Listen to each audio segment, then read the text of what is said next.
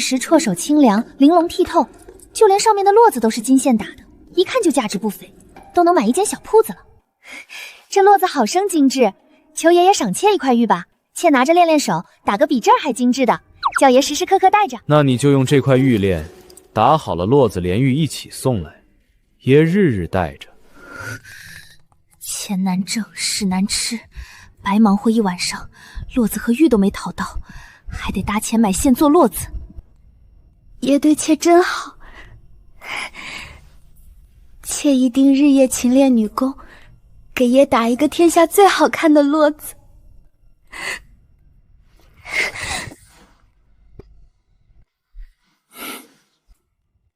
你偷偷去集市上买个络子，普通碗式就行，越便宜越好。玉没要来，还得搭钱，我可没心思打什么络子。反正萧寒川是个不识货的，糊弄糊弄得了。爷派人送东西来了，姑娘快起来看看吧。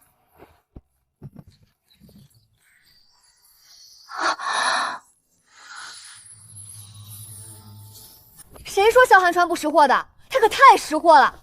快快给我准备马车，上街挑丝线，回来打络子。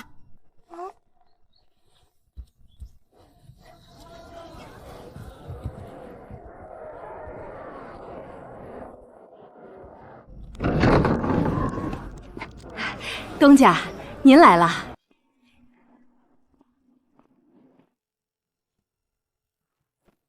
东家真是好本事。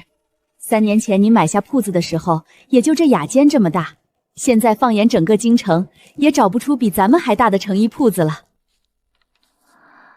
3年前，顾家参与逆党案，满门抄斩，只有我被送进了京城最有名的妓馆。我永远忘不了那一天，像个物件一样被绑在看台上，台下站满了肥头大耳的放商，对着我挑肥拣瘦。那时候我也想过一死了之，可事到临头，又生出几分活下去的勇气。我在心底几百次祈求能有一个人救我出火海。然后萧寒川来了，堂堂永信侯，天子近臣，手握京都5万禁军，手段狠烈，权势滔天。我攀着他的衣角，恬不知耻地求他纳了自己，做妾，做奴婢，通房，哪怕是见不得人的外室都可以，只要能带我离开这个地方。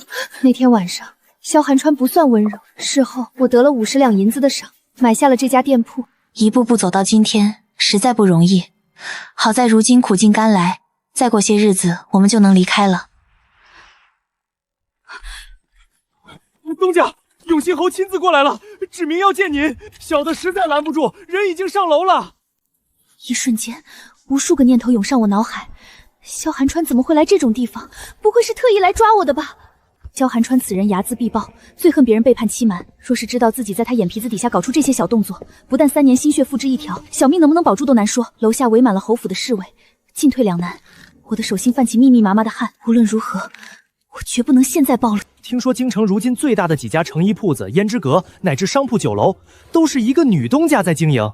我偶然见过那女东家一次，身段袅妮，绰约多姿，远远瞧着像一株空谷鱼兰，当真是天人之姿。世界上哪有这么完美的人？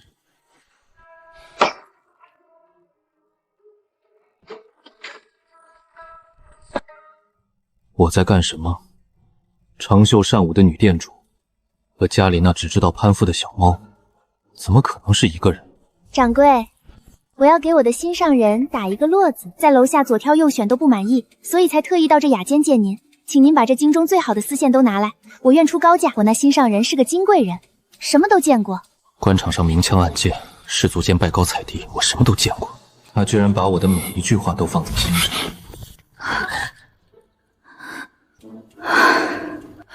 东家，方才险些把奴家这颗心吓停了，这样下去也不是个事儿，咱们总不能藏一辈子吧？不会的，很快就不用藏了。萧寒川今年22了，很快就要娶妻，正妻入门之前，我们这些无名无分的姬妾都要被遣散，到时就可以名正言顺的离开。听说南方的风光美得很，四娘，到时我们在江南买个院子，再招赘2个貌美的壮汉，也享一享他们男人常说的齐人之福，如何？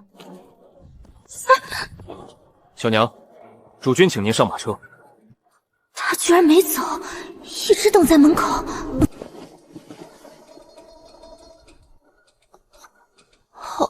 侯爷，急什么？这是在外面。不是，谁急了？有病吧？侯爷是特意来接妾回府的吗？妾何德何能？顺路，以后不必来这种地方。我是怕他舟车劳顿，可说出来怎么变了味？明明从前最喜欢他这副安静柔顺的模样，无论我说什么都不会反驳，也不多问。我打算给你个名分。什么？大哥，你没事吧？好好的抽哪门子风？突然说要给我名分，无论是妾还是通房，一旦过了名路，可就是侯府的人了，一辈子都不能脱身。那我的江南小院、快意人生，还有精壮美人，岂不是全泡汤了？你不愿意？怎么会呢？只是爷尚未娶妻，妾不敢肖想什么名分，只愿长长久久陪在爷身边，就心满意足了。爷要赏你，你受着就是，怕什么？万万不可！妾知道爷是一番好意，可府内府外多少双眼睛看着，妾一个罪臣之女，怎可坏了祖宗的规矩？误了您的名声，倒是非但老夫人容不下妾，外人也会戳妾的脊梁骨。爷若真的疼妾，就等成亲以后再为妾打算，好不好？左右他就在我身边，早一天还是晚一天纳他，也没什么区别。便依他所言，寻能容得下他的女子入门摆着，然后再风风光光的纳他进门，关起院子来还是我做主。等他生下儿子，就让我们的孩子继承家业，我院子里也不会有别的姬妾，这样既全了他的名声，也不叫他受委屈。得尽快离开了。此事容后再议。姑娘，你可回来了！杨姑娘过来了，奴婢瞧着脸色不大好，怕是……姐姐今日好兴致，你是什么东西？昌楼里买来的货色，也敢和我称姐妹？是我失言。东西呢？拿来。爷昨日落下的，不想是姑娘的东西，如今物归原主了。你少装！自我打了这络子，爷一直贴身带着。若不是你谗言媚主，爷怎么会摘下来？杨姑娘就不怕侯爷怪罪吗？我已将此事前因后果修书寄给老夫人，如今是奉老夫人的命教训你。侯爷再宠你，难道会为你和老夫人作对吗？姑娘教训的是……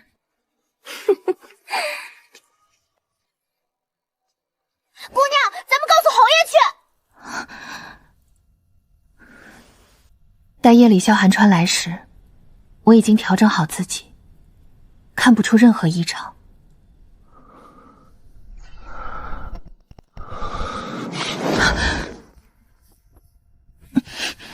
上药。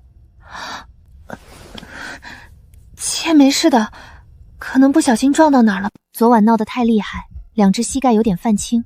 萧寒川是要给我的膝盖上药，可萧寒川已经注意到了我的小动作。夜里黑，不小心撞到了。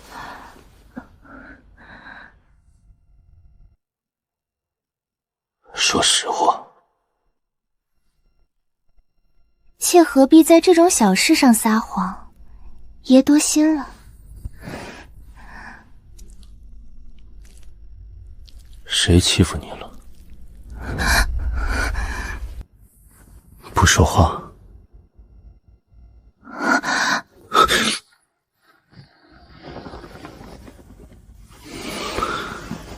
现在不说话，等会儿也别求饶。萧寒川言出必行，一整晚我都没能说出一句完整的话，折腾到天光大亮，我连哭的力气也没了。热水送进来的时候，我已经昏睡过去。萧寒川把我抱进浴桶，清理干净后又抱回去，坐在床边看我。真不知道买他回来干嘛的，到底是谁伺候谁？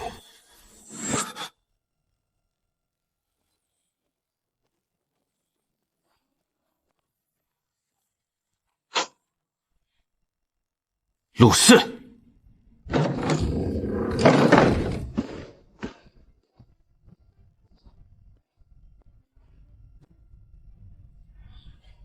侯爷，请吩咐。萧寒川把人叫进来，本意是想让他查一下我额头的伤是怎么来的，可人进来后，他又不说话了。茶凉了，换一杯吧。陆慎看了一眼缸缝上的热茶，有些莫名其妙，还是拿下去换了一杯。一连10天，萧寒川都没有踏足我的院子，我也乐得自在。姑娘，这样下去可不成，您得想想办法啊！小何呀，你有没有想过换一种生活，不在侯府当奴婢，去更广阔的地方看一看？姑娘，这是什么话？奴婢是家生子，一辈子不能离开侯府的。奴婢只盼着姑娘将来能争上个姨娘，奴婢后半辈子跟着您，也就有靠了。人的命要捏在自己手里，别人是靠不住的，尤其是男人。人各有命，没有谁能决定别人的人生。也罢，瞧瞧我描的花样子怎么样？好极了，姑娘真是心灵手巧。正好把这些送到彩云轩去，看看能不能让绣娘做一些新品来卖。姑娘，西角门的小厮来传话，说是彩云轩的掌柜来寻您，说您前些日子在他那里挑了些布料做裙子，他来上门给您量尺寸了。冯四娘怎么来了？她为人精明老练，既然知道我和侯府的关系，轻易是不会登门的，一定有非比寻常的大事。我想起自己这几日被萧寒川勒令留在家里，已经好几天没有和外面联系了，不免也有几分着急，面上却是丝毫不显。好像是有这么个事儿，瞧我这记性。小何，你随这位妈妈一起过去，从侧门把人接进来就是。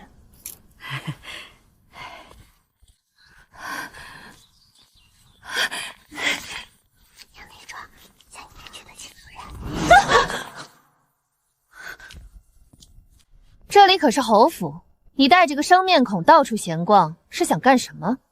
杨姑娘错怪奴婢了，这是彩云轩的掌柜。彩云轩您知道吧？不是谁都有这个面子，能让掌柜亲自登门的。京城最大的成衣铺，每次出了新绣样都是一衣难求。那女东家更是神秘，多少官宦人家的小姐都请不去。姑娘若没有别的吩咐，我们就先走了，可别让人家掌柜等急了。站住！既然是给侯府女钻做衣服，先来替我量一量尺寸吧。这可不行，人是来找我家姑娘的，你们敢动手，信不信我告诉侯爷去？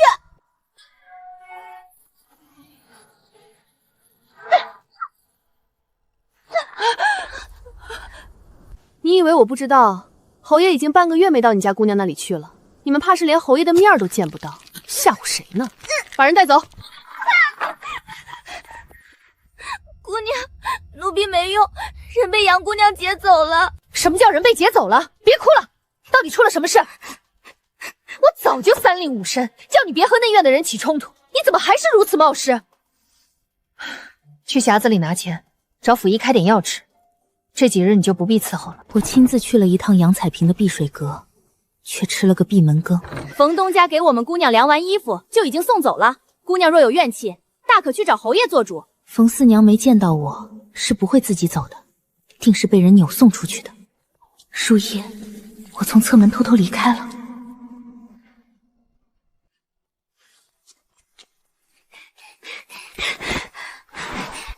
主子，奴婢瞧得真真的，那人分明就是顾婉婉。我就说嘛，做件衣服而已。那彩云轩的掌柜什么时候亲自上门了？再说了，以他那个明哲保身的性子，会亲自跟我要人，这里面肯定有猫腻。大半夜的偷溜出府，能有什么好事？别是会情郎去了吧？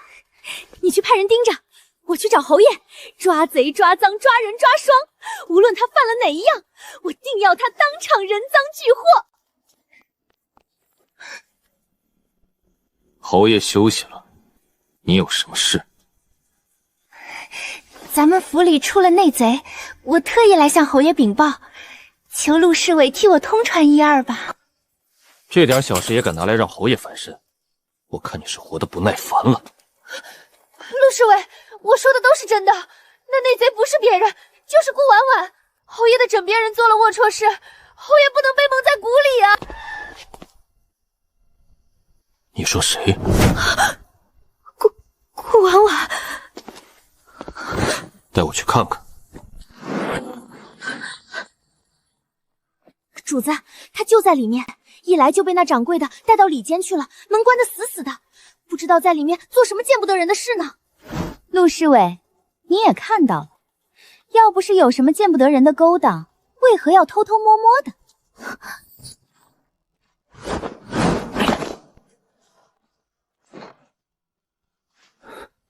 姑娘，这事实在难办，万一叫侯府的人发现了，我可就没命了。您就别为难我了。你怕什么？出事了自然由我给你兜着，你听我的。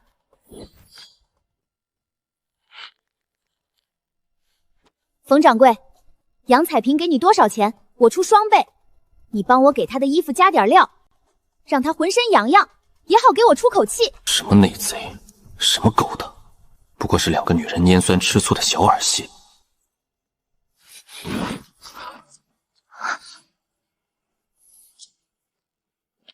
他这是什么意思？是不是看见顾婉婉的丑事儿，去向侯爷回禀啦？肯定是这样，我们就在这里等着，看他是怎么死的。主子，可万一什么事儿都没有，陆侍卫嫌烦才回去的呢？闭嘴！大半夜把陆慎叫来，说真的什么都没发生，岂不是白白得罪了他？你去找几个脏乞丐堵在门口，等他出来就扑上去，人越多越好。就算什么事都没有，也绝不能让他毫发无损的离开。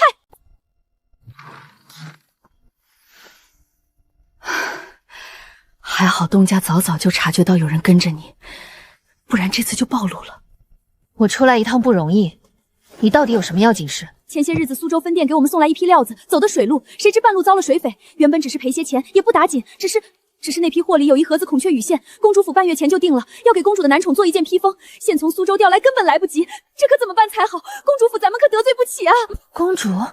可是武阳公主，武阳公主是陛下的幼女，从小骄纵跋扈。东家，你想想办法，这可是要掉脑袋的呀！四娘，别怕，这不是有2只现成的替罪羊吗？顾婉婉到底去哪儿了？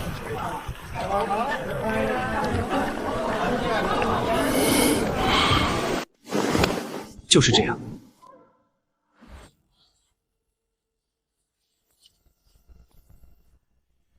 你把他一个人留在那儿了。主子不悦不是厌烦这种争风吃醋的小手段，而是我没有把他接回来。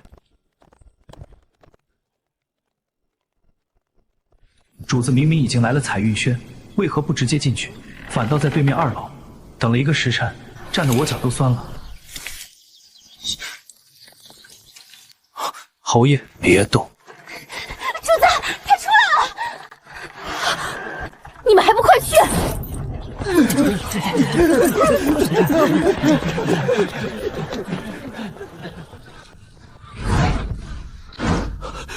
主子，顾姑娘。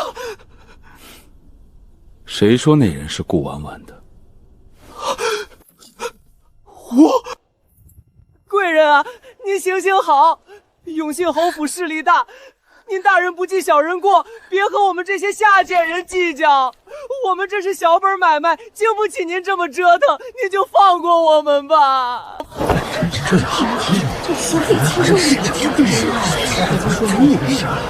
我什么时候折腾你们了？休要胡说八道！这孔雀羽线做的披风，贵人想要这孔雀羽线的披风，您拿去就是，何必带人愣着闹事呢？我好不容易开了这么个小店铺，求您高抬贵手吧。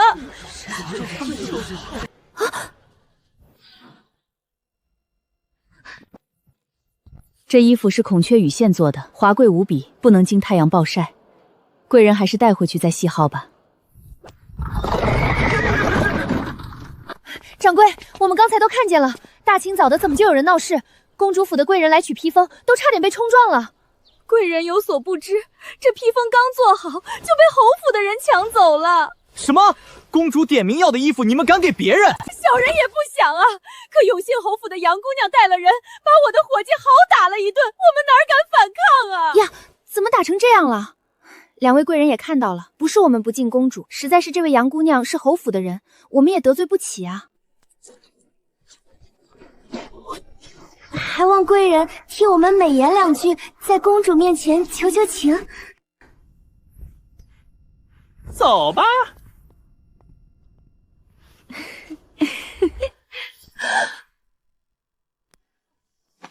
爷，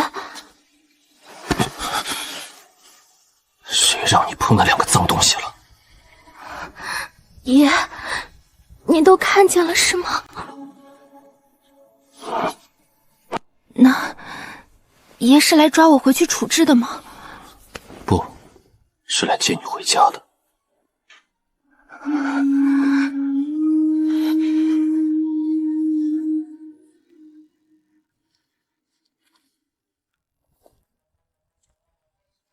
他神色如常，我却心惊肉跳，总觉得是暴风雨前的宁静。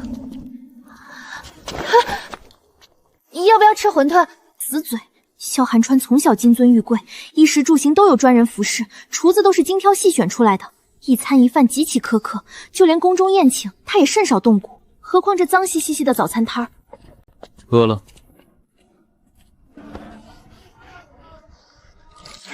爷坐这儿。老板，来2碗馄饨。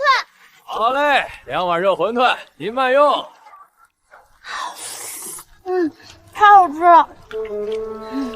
爷尝尝，真的很好吃。他平日在侯府端庄惯了，今日生动可爱，倒是叫人挪不开眼。侯爷，难看死了！吃完就回去，好好洗个澡。侯爷，公主府那边一旦追究，杨氏如何处理？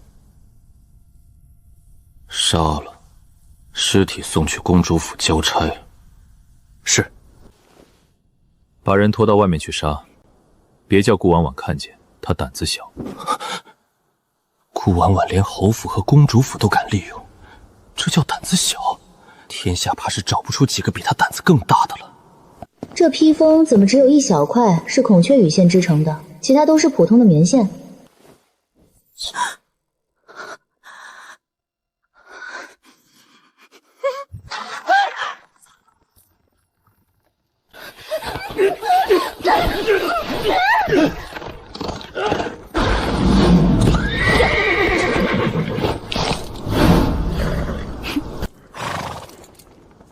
叫你们永信侯出来见本宫。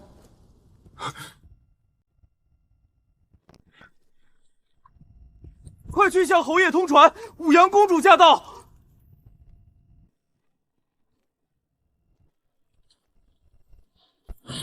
你就是萧航川？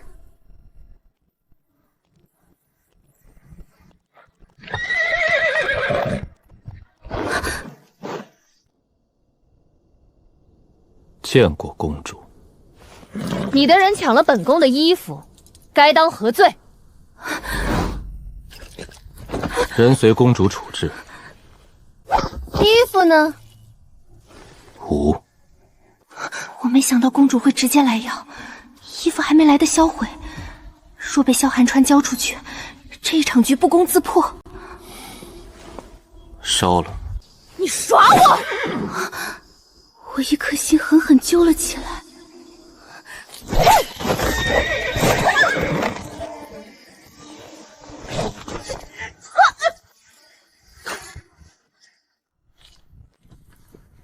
公主当街纵马，在侯府动鞭子，臣会如实向陛下呈奏。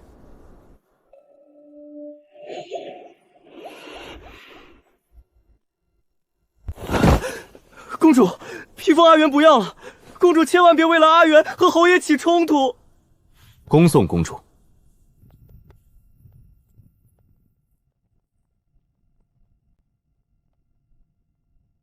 这么大张旗鼓，就为了个男宠？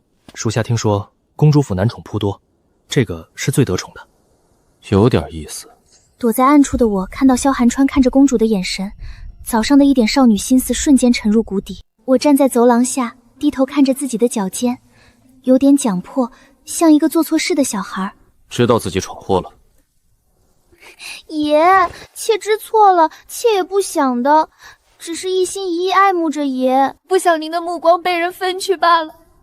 妾再也不敢了，您打我骂我都成，就是别赶走。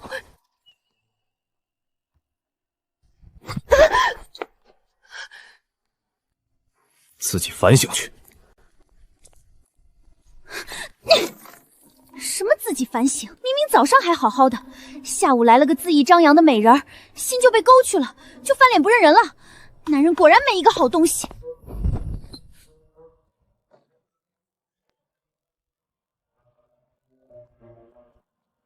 侯爷说，姑娘以后就是侯爷的贴身侍女，姑娘快起来吧，侯爷还等着伺候呢。萧寒川这小气鬼，昨晚我白卖力了。骂归骂，可人在屋檐下，不得不低头。我还是乖乖换上那件丫鬟的衣服。过来，请侯爷吩咐。一起吃，一会儿随我出去。早膳后，萧寒川带我来到湖边，上了一座游船。踩着踏板的时候，一个趔趄，差点跌进湖里。萧寒川扶住我，顺手在我腰上捏了下，又若无其事地收回手。我勉强稳住身形，偷偷瞪了他一眼。他掀开帘子，走进了船舱，我紧随其后。船身并不大，上面只有一张简单的方桌，并4个垫子。船夫在前头划船，方桌两端坐着一男一女，正在下棋。我的目光顺着女子的背影，看向她对面的男人，一身玄色窄袖蟒袍，面容清俊，龙章凤姿，一举一动都贵气不凡。微臣参见太子殿下。恒之，陪姑下一盘。皇兄，咱们这局还没完呢。就是你们2个一起迎战，姑难道会怕你们可逢？请公主落子。竟是那日策马挥鞭的舞阳公主。今日她穿了一件水蓝色的襦裙，长发盘起，容貌端庄，与那日的嚣张跋扈简直判若两人。武阳的这盘臭棋竟生生被你盘活了，看来是姑轻敌。方才我可是被皇兄连着欺负了好几局呢，现在好了，也有人给我出气了。永靖侯果然厉害。公主棋艺过人，微臣不过顺势而为。你可千万别夸她，姑这个妹妹自小被惯坏了，前几日竟然骑马到你府上杀人，也太没规矩了。你莫要同她一般见识。怎会？臣倒是觉得公主性格率真爽利，十分难得。杀了你的爱姬也不生气？府里的丫鬟罢了，谈不上什么爱姬。武阳，恒之洁身自好，府里一个女人也没有，你该向她学学才是，少做些荒唐事，让父皇费心。真的一个女人也没有？天下还有这样的男人？公主不信，大可以到府上来看看。喂，我还跪着呢，小寒川，你还有没有良心？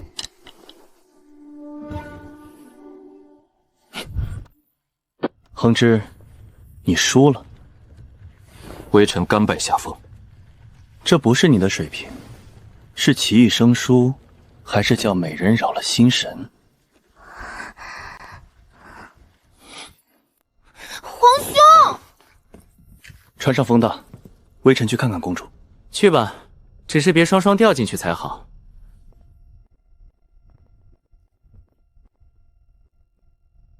随我出来。我没有动，只微微跪直身体，转头看向船舱外面，郎才女貌，仿若一对璧人。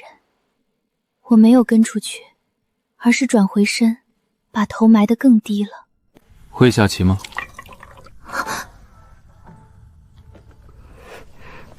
回殿下的话，奴婢不会下棋。怕什么？姑又不会吃人。抬起头来。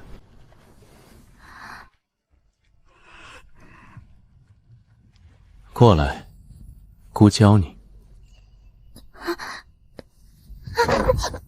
太子殿下恕罪，奴婢腿麻了。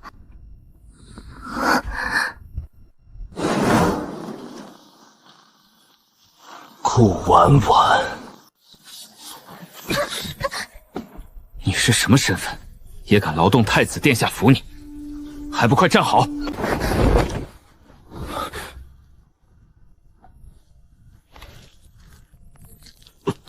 不过一点小事，何至于如此疾言厉色？姑瞧着你这小丫头，倒是有趣的紧。公主有些晕船，你去给公主倒杯茶。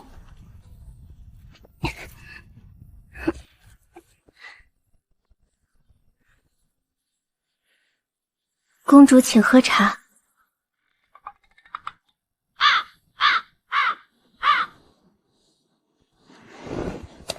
公主喝点茶，会舒服一些。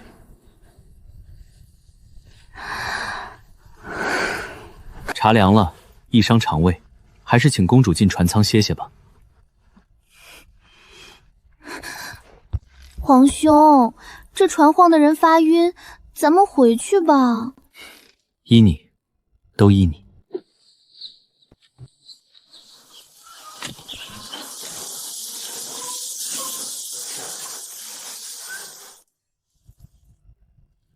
本宫瞧你这个丫鬟倒是很伶俐，不如本宫替你调教调教，送到东宫去。这样永信侯在东宫也能多条人脉，如何？微臣听说公主府上的男宠个个身强体壮，不如微臣把他们都送到军营去，让公主在军中也多些人脉。小寒川，你敢！微臣向来睚眦必报，劝殿下还是莫意来碰臣的底线，否则臣可不敢保证会做出什么事来。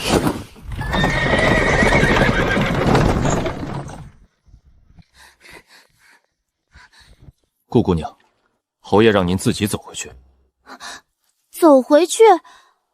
湖边距离侯府，坐马车尚且要1个时辰，若是只靠2条腿，走到天黑也到不了。侯爷说了，不能坐车，也不能骑马，就这么走回去，好好反省自己的过错。他若是肯开口，我便让他上马车。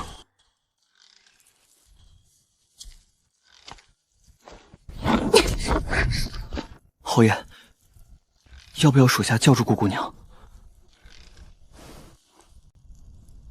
驾车！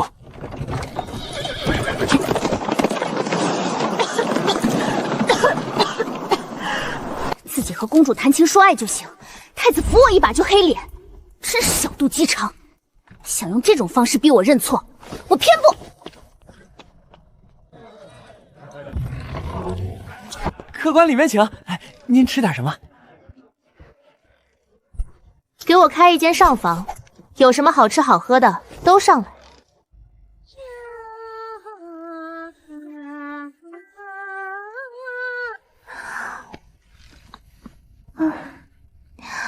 钱真是个好东西。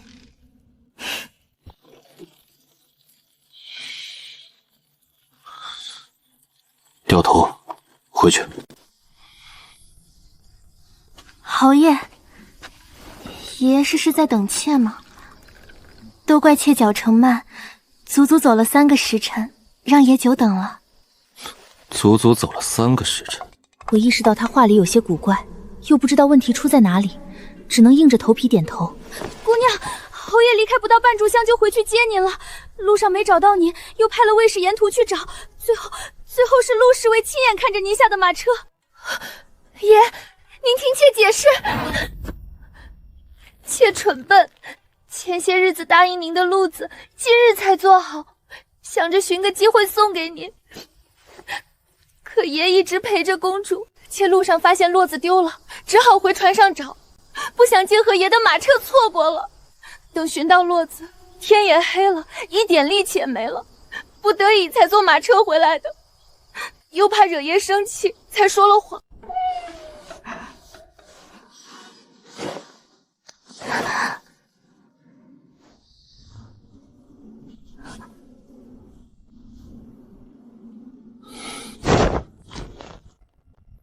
妾一路赶回来，又累又渴，路上还摔了一跤呢。不过爷放心，虽然摔倒了，可一直紧紧护着这骡子，没弄脏一点，爷莫嫌弃。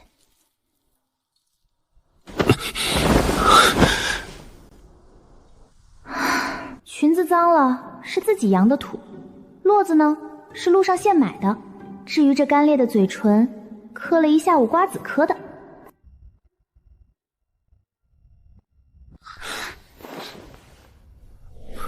妾知道自己今日行为让侯爷不高兴了，可那毕竟是太子殿下，妾只是担心会连累侯爷。以后不许牵别人的手，连碰也不许碰。妾知道了。当时我叫你，为何不同我一起出来？因为腿麻了。妾瞧着侯爷与公主相谈甚欢，不敢去打扰。侯爷与公主要成亲了吗？为何问这个？妾瞧着侯爷与公主很是相配，太子殿下似乎也想促成此事。若是真的，求侯爷看在妾跟了您3年的份上，答应妾一个小小的请求。妾想求爷把妾的贱籍除了。就只求这个？妾只是有点害怕，将来有一天人老色衰，被未来主母卖给别人，想给自己留一条后路罢了。你不需要后路，好好待在爷身边，没人敢动你。萧寒川不肯帮我，我还能去找谁呢？姑娘，昨夜侯爷没有为难你吧？无妨。杨姑娘不在了，后院属您最得宠，您难道就不想趁着这个机会将管家全拢过来，好好立一立威，好叫旁人都不敢看轻咱们？小何跟着我的日子不短，为人处事一直小心谨慎。上次他出言挑衅杨彩萍，我就觉得有些奇怪，这一次说的话更是逾矩，而且这话里的语气不像是询问，倒更像是试探。姑娘怎么这么看着奴婢？小何，我记得你说过你是侯府的家生子，你父母如今都在府里做事吗？奴婢的父亲现在京郊庄子上管事，母亲陪着老夫人去了佛堂，都不在府里。小何的父母都不是普通奴才，怎么会让小何来伺候我这个没名没分的姑娘？是什么人让他来探我的口风？是萧寒川吗？还好没有把府外的生意透露给他。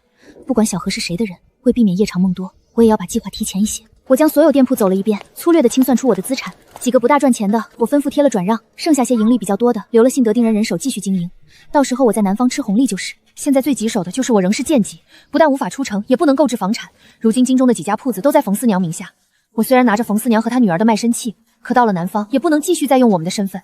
我于房中来回踱步，心想脱贱籍很难，那做一张假的户籍呢？你家姑娘休息得好吗？侯爷，需要奴婢叫姑娘起来伺候吗？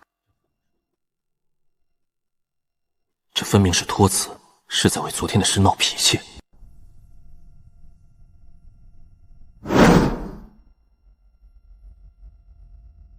罢了。若是一个女人受了委屈，跟你不依不饶，你该如何呢？爷，属下6岁就跟在您身边，寸步不离，哪里沾过女人？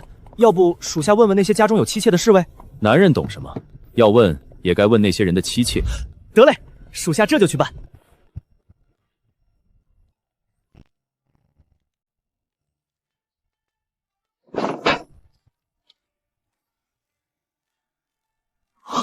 这些八老虚夫，真是什么荤话都敢说。我要一份户籍和录影，价钱不是问题，但要绝对保密，而且要快。3日内必将东西送到，100两现银，少1分都不行。钱不是问题，只是我如何知道你这户籍真实可用？3日后辰时，我的人会拿着户籍和录碗出城，买一样姑娘指定的东西，算是我送给姑娘的赠礼。一言为定。这袋子里足有50两，阮公子，这可是只肥羊。哼，这小羊背后有恶狼撑腰，吃不得。该去向公主禀报一声。萧寒川叫人备了马车，带着我来了最热闹的瓦市。我跟了萧寒川3年，还是第一次和他一起逛集市，心里满是困惑，不知道他想干什么。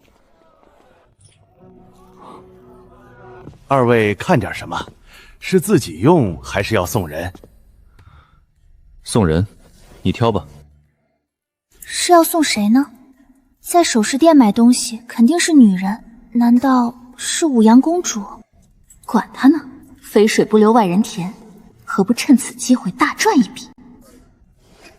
妾知道一家更好的首饰店，咱们去那儿买，包您满意。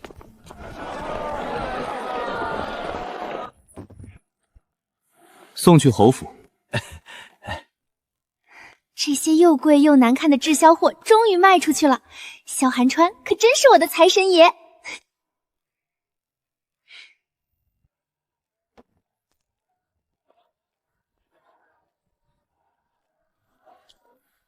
他对乌阳公主还真是用心至极，这次就让他好好出一出血。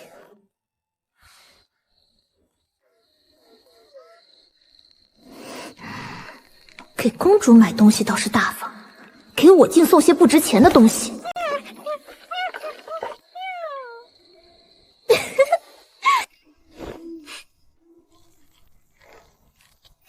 姑娘，侯爷有话对您说。侯爷，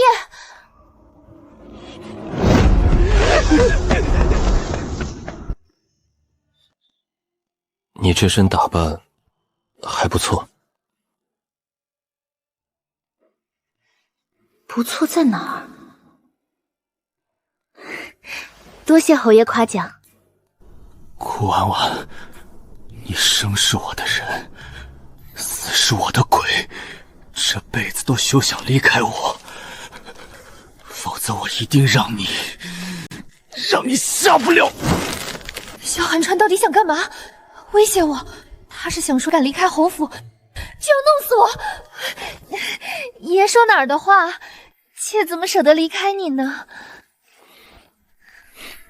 终于哄好了。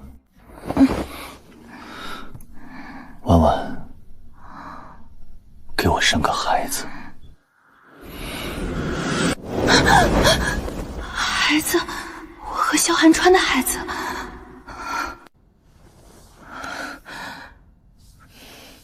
我入府3年，每日都要服用药膳，怎么会有孩子？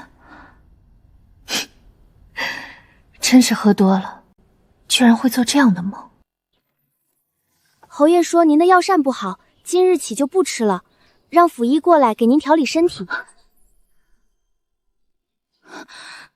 昨晚根本不是梦，萧寒川是真的要我生孩子，这怎么可能呢？萧寒川还没成亲，就要让我生下庶子女，不说于礼法不容，就是他未来的妻子又怎么容得下？无论如何，我绝对不能怀上萧寒川的孩子。就算萧寒川能勉强护住我一条命，可庶出的孩子过的是什么日子，我再清楚不过。我强迫自己冷静下来。昨天在黑市定下的户籍和录日，3天内就会送到。有了这些，我随时都能离开这里。只剩3天而已，不会那么快怀上的。让府医进来吧。姑娘的体质寒凉，不过没有大碍。按侯爷的吩咐，我再给姑娘开一副助孕的药，姑娘每日煎服就是。助孕？侯爷怎么会？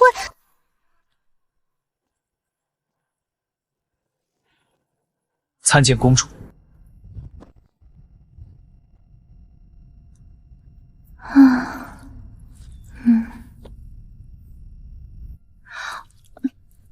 他要户籍和录影做什么？阿元不知。他想出城，不就是萧寒川一句话的事儿，犯得着去黑市冒这个险吗？有意思。萧寒川把那女人看得跟眼珠子似的，谁能想到那女人背着他搞出这么多小动作？真想知道萧寒川知道了会是什么反应。不过，公主，此事若传到永信侯耳中，他那个性子……怕什么？我只是帮他看清事实，他该感谢我才对。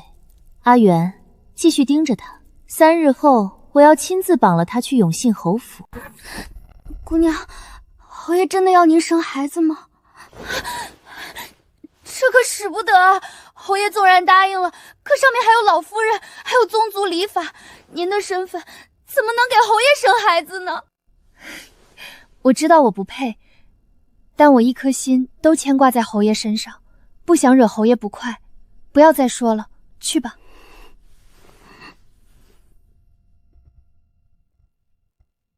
我无暇关注他的异常，一直在清算自己的资产。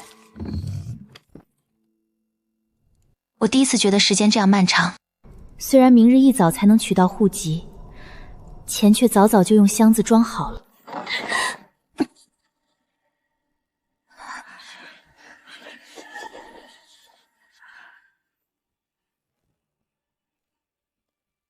陆慎见过老夫人。见过老夫人。萧寒川的母亲一直在万佛寺带发修行，如今怎么突然回来了？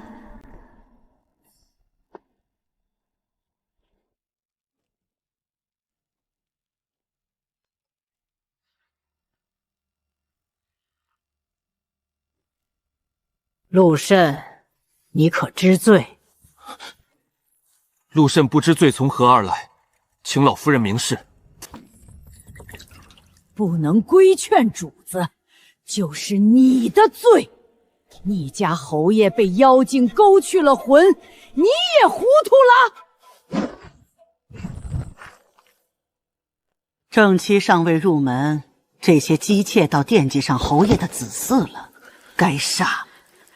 哪个是顾婉婉？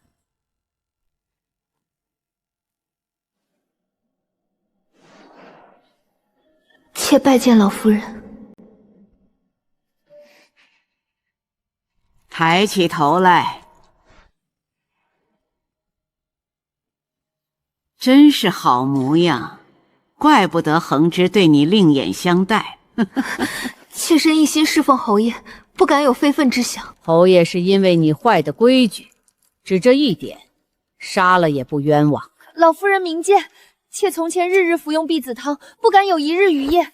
侯爷想要子嗣，妾不过作命行事，绝不敢生出一点妄念。阿弥陀佛，动手吧。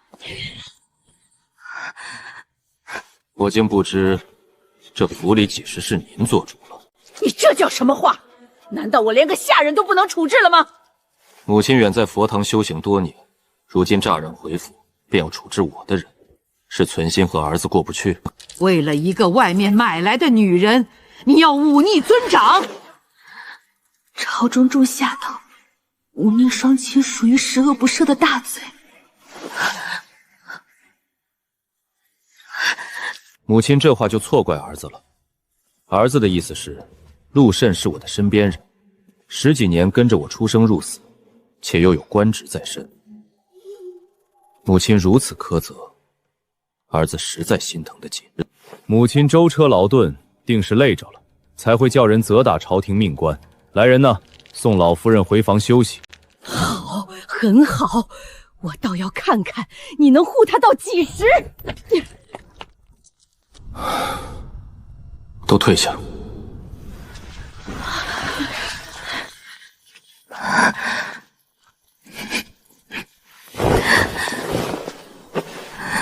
别怕，有我呢。爷，妾真的好怕，差一点，只差一点，妾就没命了。怕什么？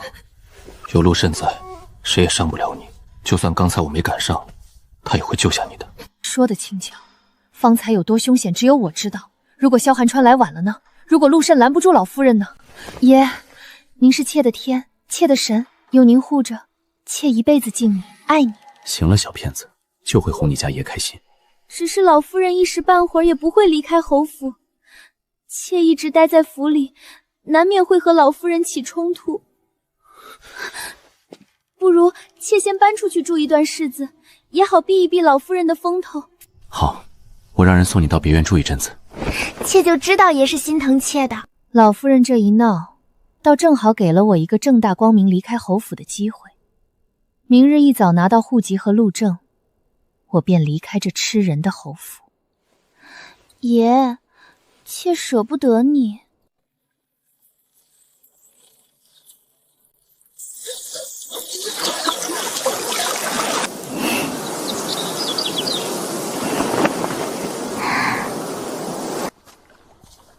陆侍卫，顾姑娘，不知道他为何会出现在这里。陆侍卫怎么会在这里？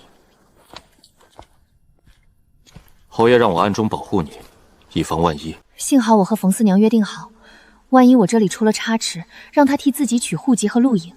算着时间，冯四娘应该已经拿到那些东西了。可在陆慎眼皮子底下，我该如何出去呢？有劳陆侍卫费心了。姑娘客气了，您是要出去吗？裙子脏了，这次来的匆忙，能不能劳烦陆侍卫帮我买几套换洗的衣服？侯爷吩咐过，要我寸步不离。不过姑娘放心，东西稍后定有人送到。算了，那我自己出去买。抱歉，姑娘暂时不能离开别院。那侯爷什么时候来看我？这我不能回答你。这也不行，那也不行。侯爷是让你来保护我，又不是来看押我的。那你把京中有名的几家成衣铺的掌柜全叫来，我要做最贵的、最好看的衣服，这总可以吧？是。不过半个时辰，京城所有成衣铺都派了人来，一波又一波的人进来给我量帖裁衣。我表面镇定地配合着，实则内心早已焦灼万分。姨母，怎么是你？你娘亲呢？姨母救命！我娘亲被人抓了。别急，慢慢说，到底发生了什么事？今日一早，娘亲按您说的去取东西，送娘亲过去的车夫说，那人收了银子，就伙同4、5个娘家把娘亲给抓走了。姨母，您一定要救救我娘啊！娘炮，武阳公主的男宠，别怕，我一定会救出你娘亲的。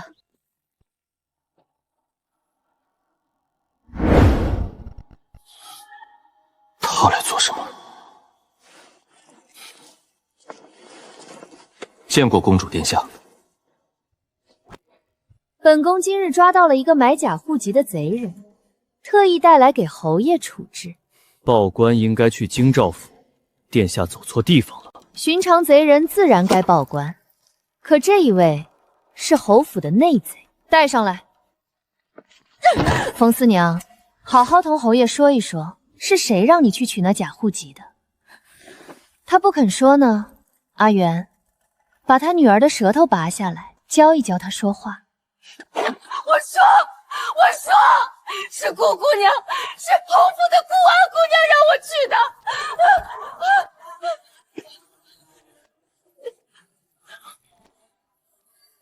你再说一遍。顾姑娘只说让草宁帮着取个东西，也没说是什么，或许有什么误会。侯爷，您府上的这位娇妾，可不像表面那般柔弱无害。去别院，让陆慎把她带回来。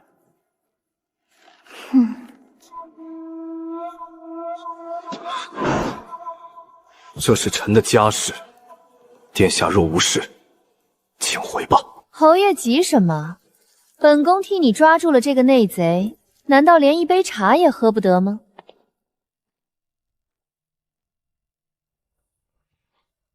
妾身见过侯爷，见过公主殿下。是我做的。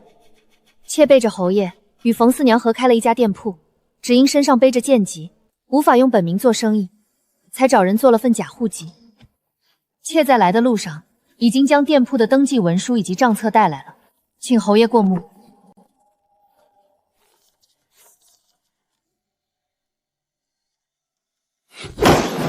这是什么意思？当年侯爷为妾赎身，妾一直感激在心，却无以为报。妾的小娘是商贾出身，妾也学了点皮毛。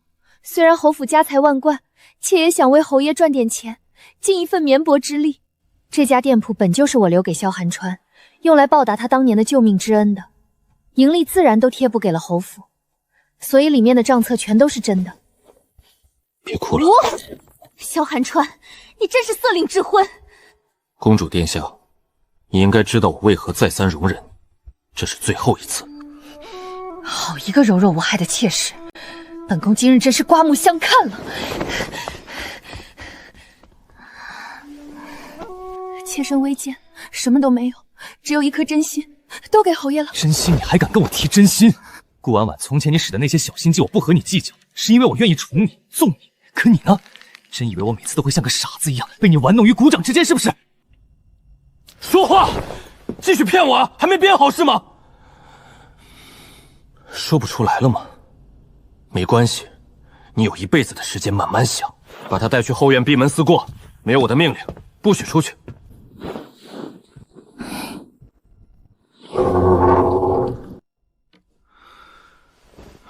侯爷为什么不告诉顾姑娘？您早在3年前买下顾姑娘那天就为她脱了贱籍，这样她就不用去买假户籍了。告诉她，她早就跑了，还用等到现在？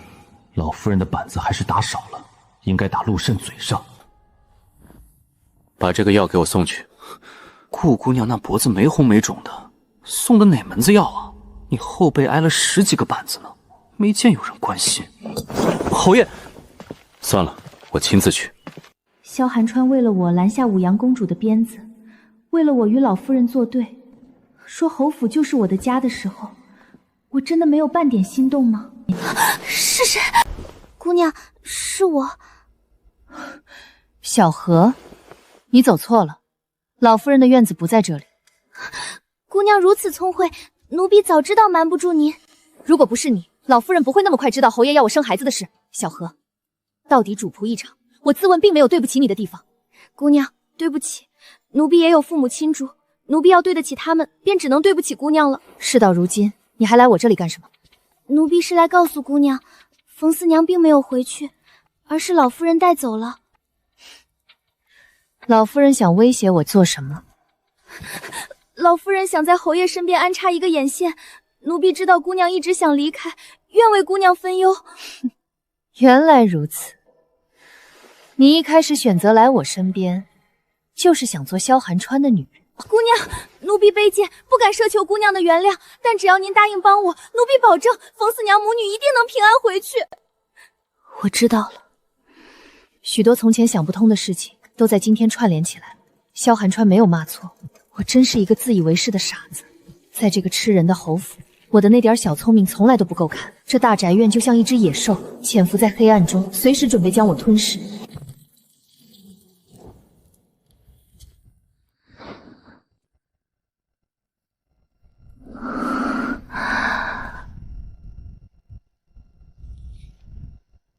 抬头，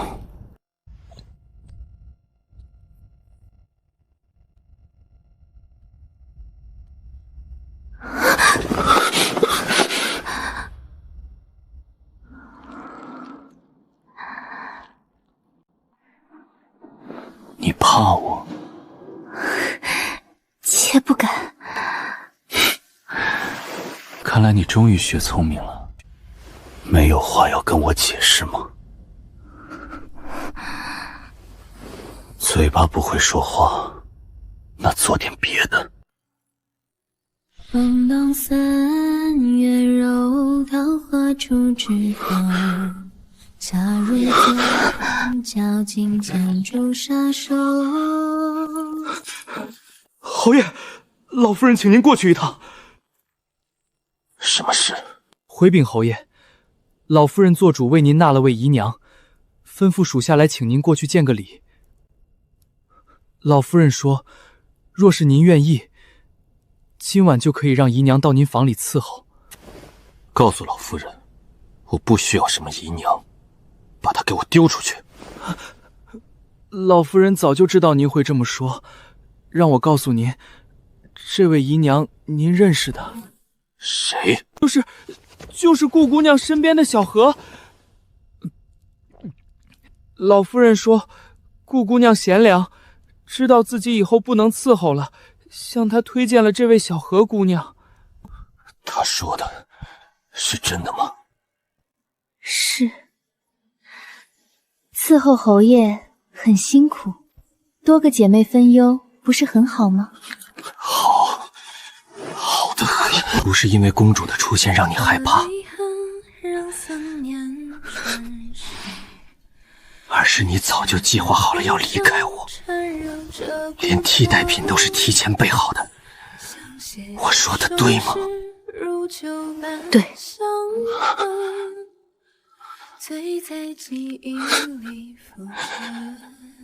如你所愿。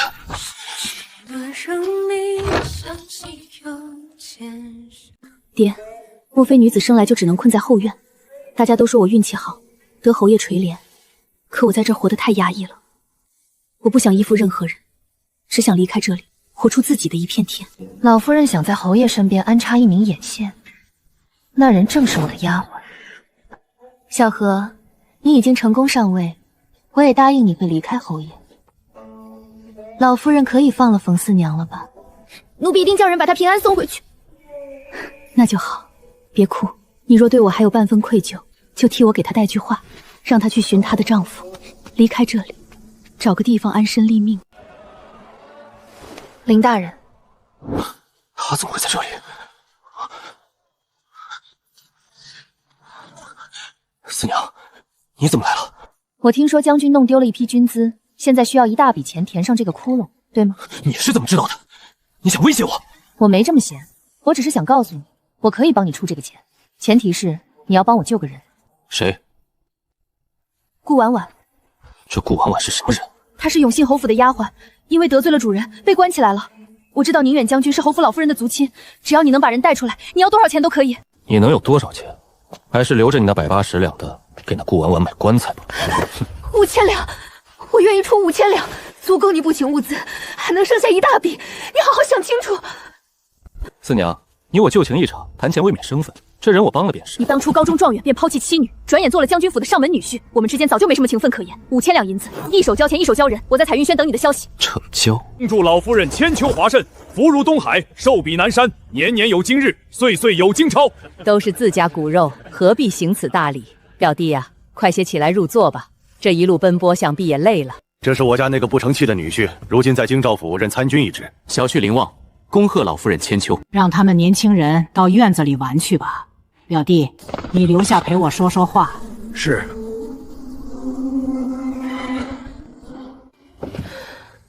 什么人？姑娘低声些，我是来救你的。我不认识你，我也不需要任何人搭救，请回吧。是冯四娘让我来的。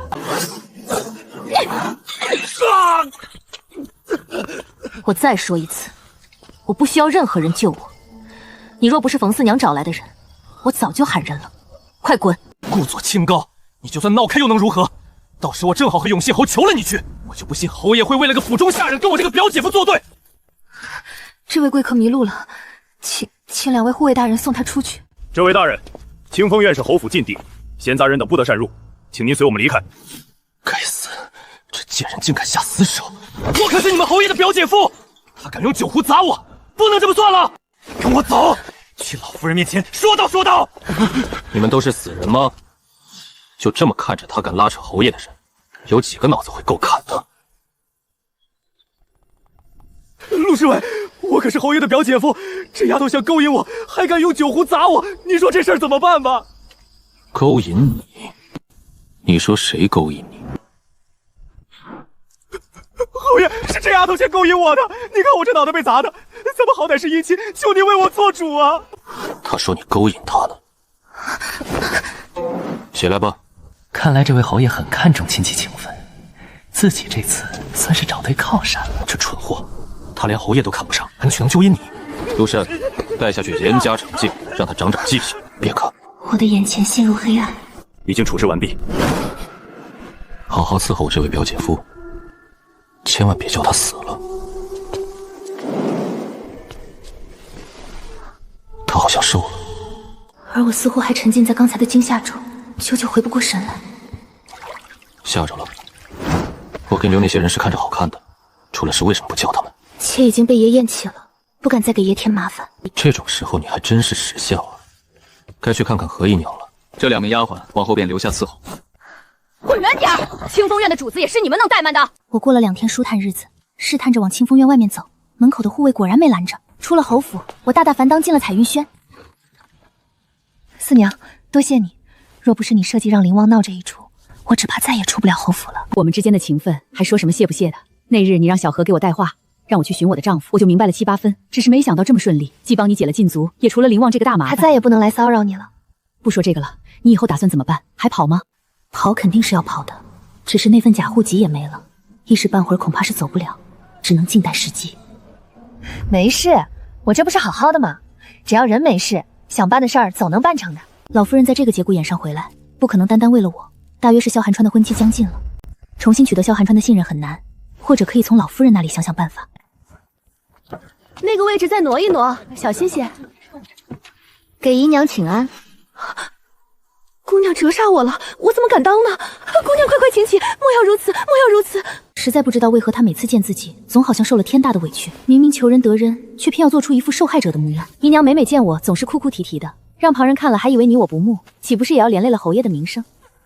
姑娘何必和他这么客气呢？侯爷只是解了他的禁足，又没去看他。眼下府里最得宠的还是姑娘您，您看着这府里什么好吃的没玩的，不都是可着咱们院子送吗？侯爷多疼姨娘啊！若是您能抢在他们前面生下孩子，地位就更牢固了。半个月来，萧寒川日日照我，又不碰我，还要被老夫人盯着，喝下一碗又一碗的苦药，我怎么可能怀上子嗣呢？要是顾婉婉不在了就好了，也许侯爷就能看得见我了。自生自灭吧。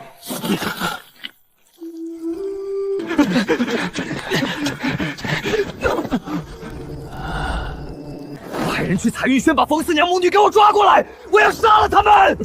小的听说彩云轩是永信侯的产业，侯府势大，咱们惹不起。大人还是保重身体，再图来日吧。我知道永信侯府势力大，不敢得罪，可这一口气若出不来，我只怕没几天活头了。要不是冯四娘撺掇我去救什么顾婉婉，我也不会为了给他们填窟窿，出了事马上就把我一脚踢开。这笔账我早晚给他们好好算清楚。这是奴婢月余来抄写的心经，请老夫人过目。字还算看得过去，可心思不纯之人抄的佛经不能在灵堂前供奉，你拿回去吧。1个月这一句话全盘否定了。不，他在试探我。奴婢是有所求，可奴婢只求安身立命，不敢生妄念。只要不贪心，想来佛祖也会保佑吧。油嘴滑舌，既如此，把我珍藏的孤本拿来，给他抄吧。奴婢谢老夫人恩典。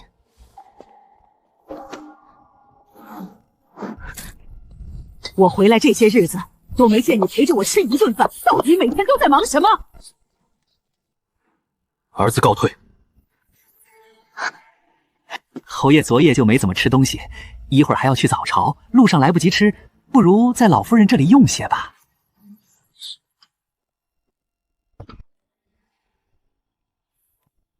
母亲不是要儿子陪您吃饭吗？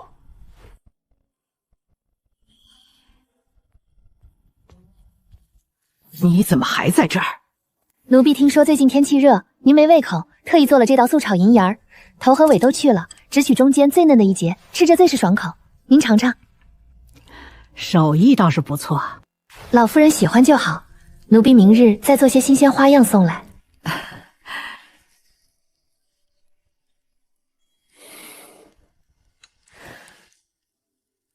原本那些温柔体贴、殷勤柔软都是给他的，可现在都给了别人。儿子用好了，母亲慢用。你比这小子沉得住气，你也别绕弯子了。这些日子天天过来，到底想求什么？奴婢只想好好活下去，仅此而已。就不想求个恩典，长久的陪在恒之身边？奴婢从不敢这么想。若是能讨老夫人的恩典，奴婢想求一个平安离开的机会。起来吧，以后每日辰时来给我请安，顺便送些你做的菜。他虽然没有明确答应，但也算松了口。是，那日后我除了抄佛经，每日清晨还要给老夫人做上一道菜。您尝尝这道菜，是奴婢亲手做的。你这丫头嘴比蜜还甜。那大鹅扑闪着翅膀，追得管家满地找牙。这天，萧寒川已经在餐桌上坐下，夫人却迟迟没有过来。老夫人昨夜看佛经看得晚，这会儿刚起，请侯爷先用膳，莫误了早朝。奴婢去伺候老夫人洗漱。老夫人吩咐了，顾姑娘在这陪着侯爷便是。我只能留下，乖巧的站在萧寒源身边。坐吧。是。今日怎么这么安静？平日不是挺能说的吗？我不知道该怎么回答，短暂的沉默一瞬。还是说你只跟我没话说？我心头一紧，刚要解释，萧寒川已经放下了碗筷。为什么来找老夫人？我这条路很难走吗？他是想说我为什么不去找他帮忙？上次去找他，他又不接受；真不找他了，他又不高兴，真难伺候。唉，这俩孩子饭没吃完就跑了。老夫人还是疼顾姑娘的，她是个有心人，就算不是出自真心，也是费了心思的。亨儿这性子养成这样，说到底也是我的过失，她是恨我的。如果当初老夫人当初也是为了保全侯府，为了保全整个萧家，如今侯爷争气，侯府昌盛，您只管享福就是，何苦多心呢？罢了，不说这个，你去告诉顾丫头，这几天我要斋戒沐浴，叫她不必到我这儿来了。这几日怎么都不见顾丫头过来？老奴也不清楚，许是这2日阴雨连绵，受了些风寒吧。罢了，那丫头身子骨向来娇弱，若是真病了，怕是要好好调养些时日才能痊愈。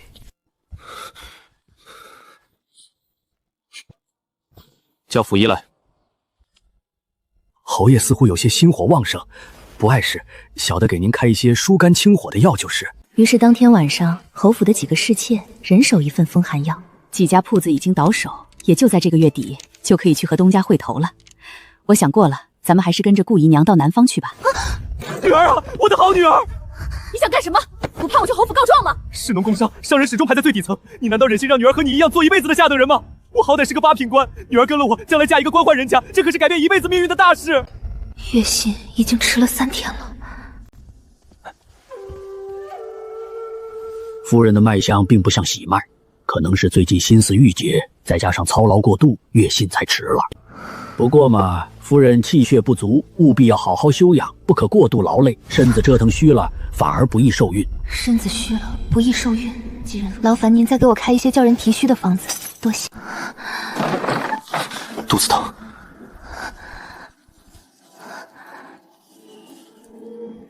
夫人身体虚得厉害，想要孩子也要等一等，不然对身体损伤太大。让她先养着，怀孕的事不急在这一时半刻。太好了，我这边可以安心了。只是想起那日去彩云轩，却一直没和冯四娘照面，心里有些不安。我再去一趟吧。你疯了吗？林旺吃了那么大的亏，怎么可能真心保护锦书？你把锦书送去给他，不是把锦书往火坑里推吗？你都知道了，我是想孩子跟着他，总比跟着我这个做医的母亲要强。那林旺是什么色，你比我更清楚。当初他为了前程，不顾你们母子的性命，如今他残废了，会怎么报复锦书？你难道猜不出来吗？现在不是后悔的时候，你立刻和我一起去把锦书接回来，越晚他就越危险。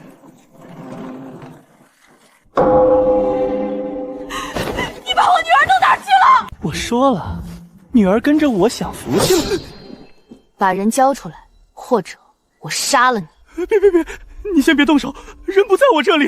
人在哪儿？人被送去雾阳公主的别宇了。雾阳公主？我冷笑，公主要一个小孩子做什么？你分明是在撒谎，想拿公主压我。我真没撒谎。公主有个近侍沈渊，他父亲素来行事乖戾，专爱搜罗年幼孩童，锦书落到他们手里，定然凶险。我杀了你！现在不是伤心的时候，我们得赶紧想办法把锦书从公主别院救出来。我糊涂，我该死。可锦书是无辜的，求你！我去求侯爷，无论如何，我一定把锦书给你平安带回来。萧寒川会帮我吗？姑娘，侯爷在里面议事，吩咐了谁也不见。侯爷，这有性命攸关的大事，求你救命啊！姑娘，实话告诉你吧，里面的是太子殿下，若是惊扰了他，咱们2个都得掉脑袋。太子殿下，我见过太子殿下，他是个好人，不会怪我的。你就让我进去吧，出了事就砍我一个人的脑袋。罢了，属下就去通报一声，您就在这儿等着，千万莫要再大喊大叫，以免惊扰了太子尊驾。快一点，一定要救下锦书。姐姐怎么在这里？没有心情理会他。姐姐，我劝你还是不要白费力气了。太子殿下今日来是亲自来送赐婚圣旨的，侯爷和雾阳公主月底就要成亲了。一瞬间，我只觉得如坠冰窖。萧寒川和玉阳公主要成亲了，偏偏是这个时候，锦书落在了公主的近侍手里。我不过是依附侯爷的外人，而公主是他未来的妻子，不用想也知道萧寒川会选择谁。侯爷说了，不见你。萧寒川不见我，那便只能另寻他法。你这孩子怎么这般慌乱？出了什么事？奴婢的外甥女被奸人掳去，奴婢的姐姐去告官，谁知道那奸人是府尹的远房亲戚，反给他扣了一个刁民闹事的名头。侯爷在书房议事，奴婢不敢打扰，求您救救奴婢的外甥女吧，她才只有13岁这京都府尹竟如此无法无天了吗？来不及了，老夫人。那你要如何呢？奴婢求老夫人给奴婢派几个府兵，先让奴婢把人救出来。到时候就算是老夫人要了奴婢的命，奴婢也心甘情愿。竟是个有情有义。罢了，你拿我的玉牌去府里调人吧。多谢老夫人，多谢老夫人。顾姑娘，你到底要干什么？我没时间跟你解释。今天要么你杀了我，要么放我走。你有死也要做这件事，对吗？侯爷吩咐了，你不能死。上来，骑马比较快。今天我要做的是掉脑袋的大事，你们不过是奉命行事，剩下的事都由我来做。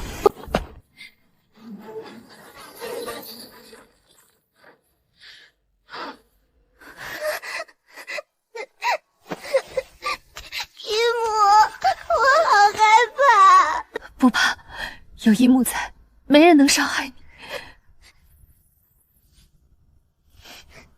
你们敢闯进来捣乱，知道我儿子是谁吗？信不信我？别怕，别怕。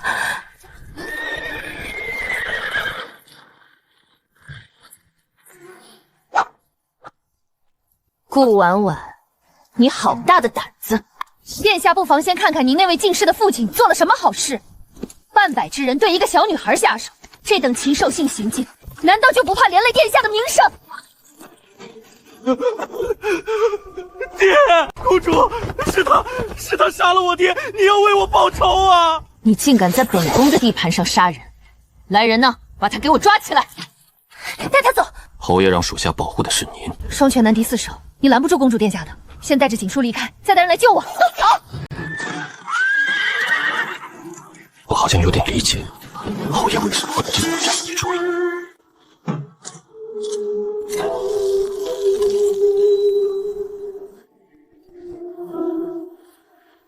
倒是有点骨气，可惜用错了地方。阿元，去吧。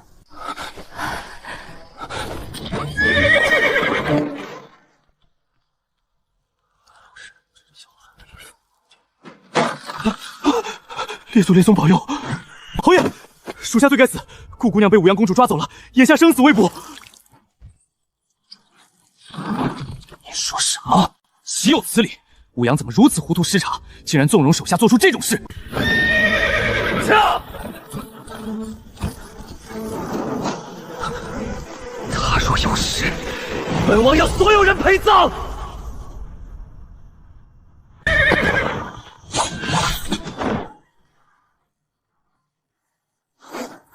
萧寒川，你要造反吗？太子故意派护卫跟着侯爷，明显就是怕侯爷对武阳公主不利。侯爷，先带顾姑娘回去，先给她请个大夫才是最重要的。沈公子，这笔账我们侯爷迟早是要和你讨回来的。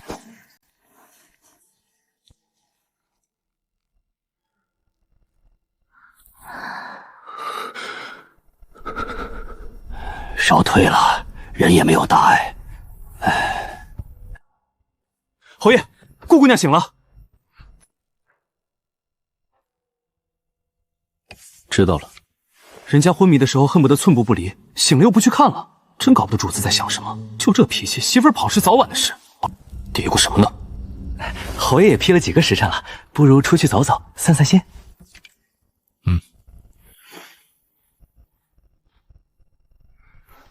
就吃一口，就一口嘛。姑娘的伤还没好，这鱼虾是万万不能入口的，吃别的。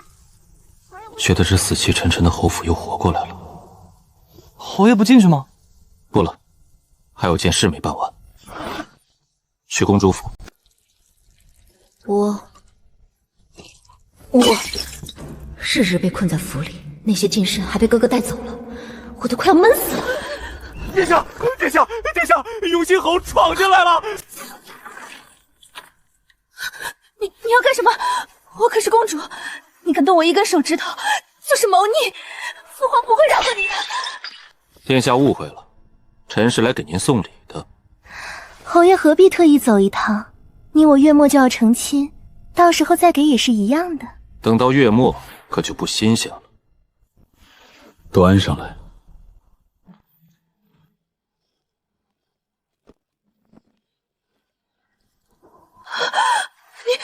你竟敢杀我的人！殿下，你我言在先，这婚事不过一场交易，婚后你养你的剑士，我护我的女人，本可以两不相干。是你先坏了规矩。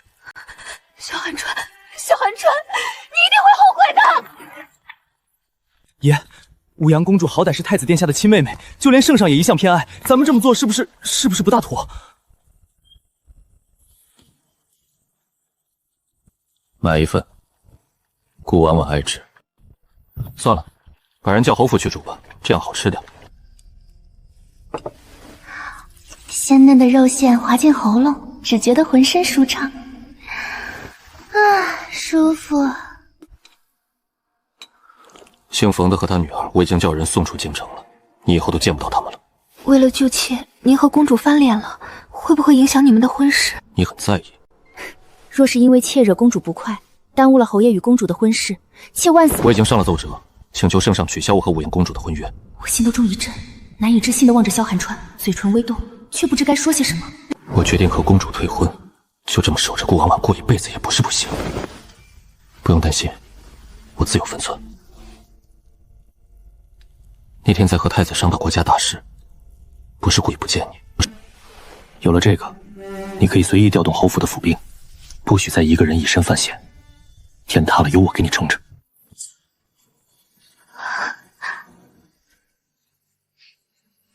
美好的像一场永远不想醒来的梦。侯爷被当庭婆婆时外放到京城外去点兵了。我没想到事情会这样严重，坐立不安地忍了一个上午，还是带着愧疚走到了书房门口。侯爷在吗？抱歉，顾姑娘，侯爷心情正不好，吩咐了谁也不见。进来。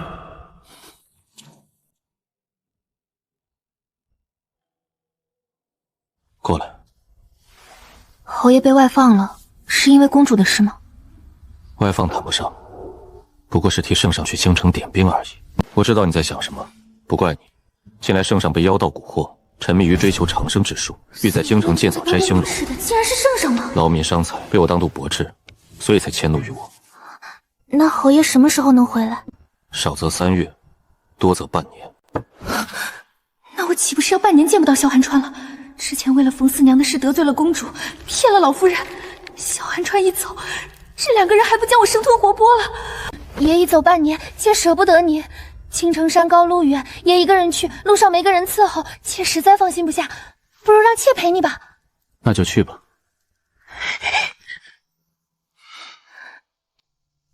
今日要走，昨晚才派人来告诉我，你心里是没有我这个娘了。儿子不敢。路途遥远，身边没个人伺候也不行。昨夜我已经吩咐过了，让小何带着2个婆子跟你一起去。这孩子聪明伶俐，从小跟他父亲在庄子上长大，是个能吃苦的。老夫人抬举了。儿子是奉旨替圣上点兵，不是去游山玩水的。带着女眷像什么话？你是不想带女眷，还是不想带我身边的人？我看你是被那个顾婉婉迷了眼。儿子知道顾婉婉胆大妄为，竟敢骗你，已经叫人把她送去京城外的庄子，不会再惹母亲生气了。罢了，你去吧，早些平安回来。告辞。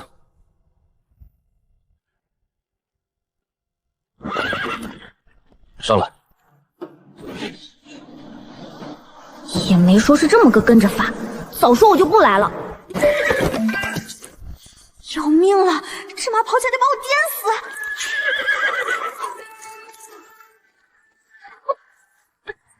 屁股感觉要裂开了。收正将军，叔父。八竿子打不着的亲戚，侯爷客气了。先到陈府上绣罪一宴，早就备好了。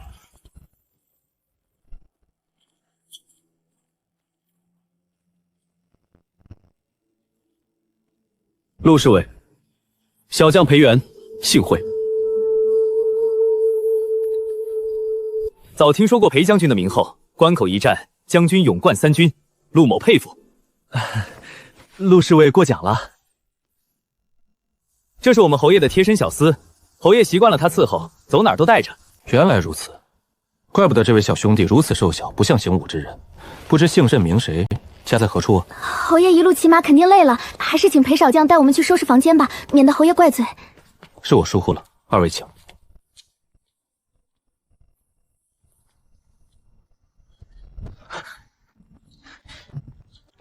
顾婉婉，你怎么会来京城？陆侍卫说你是永信侯的小厮，这话是什么意思？裴小将认错人了。不可能，我认错谁也不会认错你。我投军之前和顾大人说好的，混出个名样就去你家提亲。我拼命挣下军功，做了小将，就听说了你们顾家满门抄斩的消息。我3天不眠不休地赶回去，却连你的尸体都没找到。谁曾想你竟然还活着！当初的事确实是我对不起裴元，可当时我也是别无选择。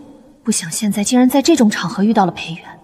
裴小将军，当年的事都过去了，你就当没发生过吧。我现在以前已经……你成亲了？那你是卖到侯府为奴了？不怕，我这就去找侯爷，把你赎回来。你千万别去！这是为何？顾家抄家后，侯爷收留了我，我如今在侯府过得很好。我以为话说到这个份上，裴元怎么也该猜到了。怎么会这样？婉婉，是我对不起你。如果当初我先把你娶回家，你是不是就不会经历这些了？顾家犯的可是谋逆大罪，他应该庆幸自己没娶我，不然也要跟着掉脑袋的。时过境迁，小将军还是把这些事忘了吧。跟罪臣家眷扯上关系，对你百害无一好。所以我希望当年的事，我们都能烂在肚子里。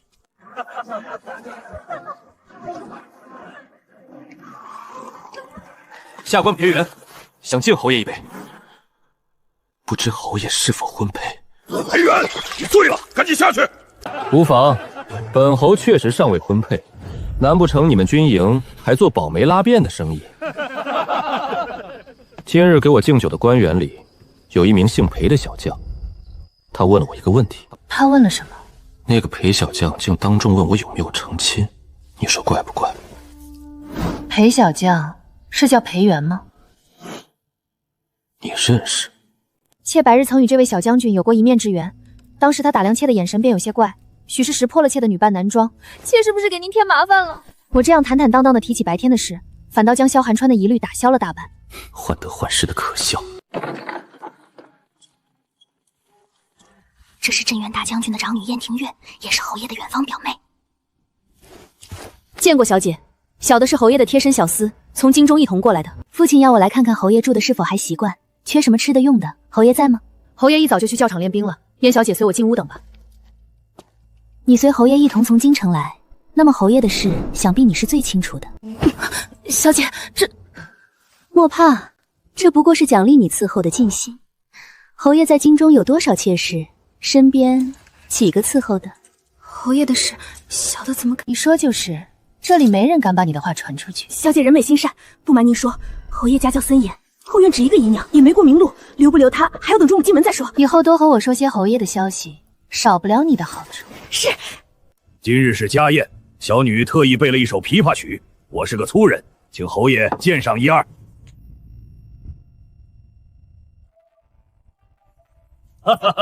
好，表哥，这是我亲手酿的桂花酒，您尝尝。大将军小主，妾想去吹吹风。别走太远。有什么好难过的？我早就知道以萧寒川的身份，后院不顶会有正妻的姬妾，所以我得把自己的心守好，千万不能爱上萧寒川。等日后离开侯府，我便寻几位性情相由的友人相伴，自在度日，乐得逍遥。我想着想着就忍不住笑了出来。婉婉，你怎么在这儿？走开，你挡到我了。你喝酒了？为何要喝酒？是在为侯爷伤心吗？晚间夜值，听见大将军对小姐说，让她抓住这个机会，和永信侯好好叙一叙旧情。他是在为这件事伤心，所以才借酒消愁的吗？侯爷不会娶你的，你想不想离开他？我知道当年的事情，你也是迫不得已。如果你真的想走，我可以帮你。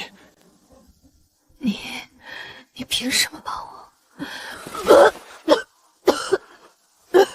我可是罪臣家眷，连户籍都没有，贱籍在官府压着呢。我倒是想走，我能去哪儿？户籍的事情，我来想办法好吗？他真的能行吗？婉婉，我是认真的，你不必现在就答复我，但你相信我有能力帮你脱离困境。我盯着他看了许久，也不知道听进去没有。婉婉，酒醒后若是记得我的话，就去侍卫营找我。陆慎，叫人跟上去看看。是。两个萧寒川。我简单收拾了下，换了身男装去侍卫营。裴元稳稳地站在擂台中央，以一敌三，游刃有余。我还是第一次见他这个模样，不自觉被吸引了。你来了。裴将军，你上次说可以帮我弄到户籍，不知道要怎么做？边塞的胡姬只要同军中将士成了婚，就可以获得中原户籍。我可以把你混在胡姬的队伍里，就是不知道你愿不愿意。真的想帮我，办法有很多。他可以去求大将军，可以做一份假户籍，甚至可以找一个死人冒用身份。但是他偏偏说了这个。多谢小将军一番美意，告辞了。顾婉婉去侍卫营做什么？顾姑娘和那位裴小将说了几句话就回来了，说的什么没听见。侍卫营人多眼杂，您吩咐了不能让顾姑娘看出来，我们的人没敢靠太近。裴元，又是这个裴元。派些人盯着裴元。怎么气氛怪怪的？难道将军府太大了，妾又不熟？前2日想在府里逛逛，还不小心走到了侍卫营。果然是那日和他见面的事被他知道了。最后还是上次见的那个小将军给我指了路，以后可不敢乱走了。回答的太快太缜密，毫无破绽反而是最大的破绽。想出去逛逛？我只是随口一说。这里晚上都是这样热闹吗？没有夜禁吗？这里可真是寸土寸金的地方。侯爷也带上看看。妾瞧着这里许多人都戴着面具，想来是有什么活动。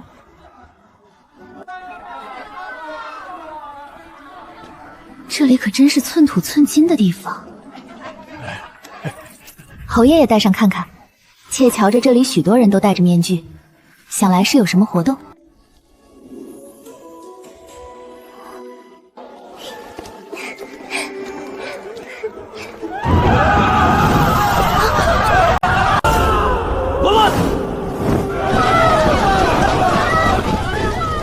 我和萧寒川被人群冲散了，但我并不着急，安危都在身边，很快就会找到我。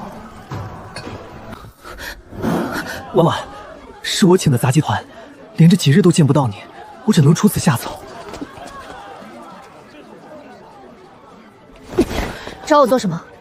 是户籍的事有着落了吗？婉婉，上次唐突了，这是我拖了拖补办的合法户籍文书。有了这个，我就再也不是可以随人买卖的贱籍了。多谢裴大哥，大恩大德，无以为报。当日答应了你的报酬，绝对只多不少，请受我一拜。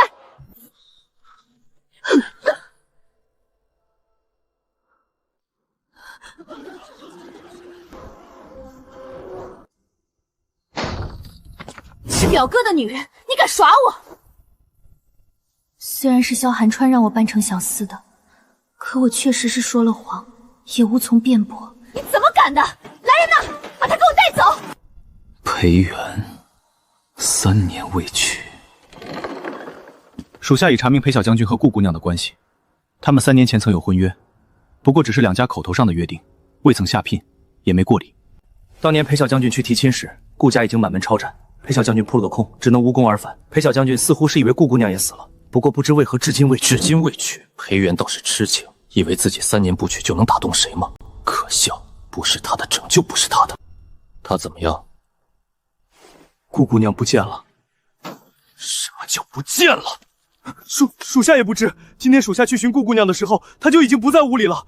偏偏那个聋哑婆子什么也说不出来，属下已经派人去查了。你亲自去查，动作要快。最近将军府不太平，不管他是自己跑了，还是出了什么事，今晚之前都要找到他。是，属下这就去。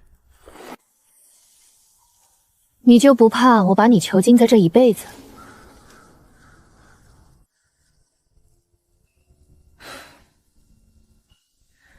你走吧。小姐，这是……其实我并不想为难你，我也无意与你争抢表哥，只是父亲要逼着我嫁给他，他可以纳妾，但我不能容忍他身边有一个真心喜欢的女人，不然我岂不是成了笑话？你误会了，侯爷怎么可能会喜欢我？我能看出来他对你不同，我不傻的。你生得这样好，若是换了我，我也会喜欢你的。我不想伤害你，但是我也不能留你在表哥身边。对不起，我心头一震，不知道该说些什么。我生得不美，又无品貌，父亲说能嫁给表哥，已经是我3辈子修来的福气了。其实我也知道理解父亲，表哥出身侯府，家世清白，更难的是为人正派，再没有比这更好的亲事了。我惊讶之余，又忍不住觉得悲凉。天下女子的命竟都是一样的，人人都身不由己。侯爷是个很好的人，他院里的女人只要不生事不犯错，他每个月都会按时发放礼金，允许他们出门，也允许他们做自己的事。所以侯爷将来的妻子，就算不得他的喜爱，他也会善待的。那便很好了。只是你离开之后要如何谋生呢？这世道对女子本就不易，你孤身一人。严哥若是怜惜我，请帮我一个忙，来日当牛做马，我也一定报答您的恩德。我并非图你的报答，你且直说，需要我做什么？他的目光清澈而真诚，没有丝毫的虚伪。我的神器留在原来的院子里，若是小姐能帮我拿出来，我京中还有一些铺子，待小姐日后出嫁，需要什么尽管去取，我定当倾囊相赠。好，这件事我应下了，我会想办法替你取回神器。燕庭月，他把顾婉婉带走要干什么？属下确实不清楚具体情况，但据可靠消息，人并未走远，而是被安排在将军府名下的一处偏僻庄子上。需要属下去把人接回来吗？不必了，最近将军府内局势动荡，不太平，让他在庄子上待一阵子也好，至少那里相对安全。是大皇子那边又有新的动作了吗？此次下来点兵，表面上是被皇上斥责来受罚的，实则是为了替太子梁承昭推行军政。大皇子与太子之间的斗争如火如荼，必定会想方设法从中作梗。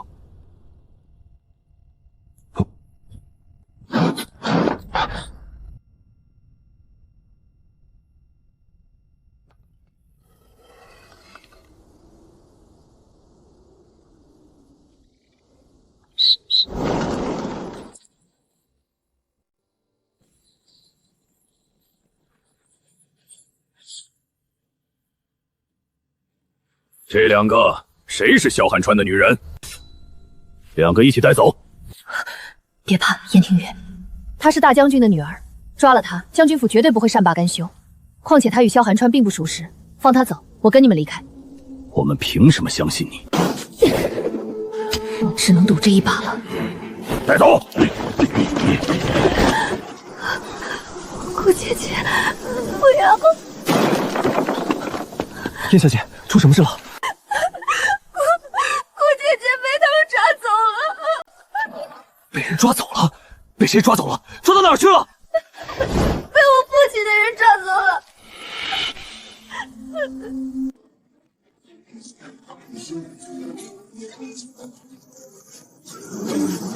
早知如此，就不该把它放在庄子上。婉婉，等我。你去那边，侯爷，万万不可！那些人抓顾姑娘就是冲您来的，属下必须在您身边保护。这么简单的计策，我怎么可能看不破？只是陆氏，面前一笑，我说的做。是。我被黑衣人压着一路疾行，突然远处传来急促的马蹄声，我的心瞬间安定下来，是萧寒川追来了。萧寒川，想要你的女人就丢了兵器过来。我的女人，大皇子真是养了一种蠢货，放着我正牌的未婚妻不抓，抓了个养着玩的。那家传的玉扳指都给他了，还敢说这不是你的女人？信不信我宰了他？去死吧！找死！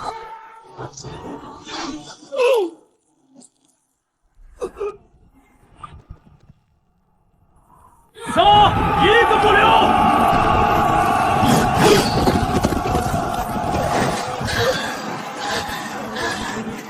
小子，那女人跑了！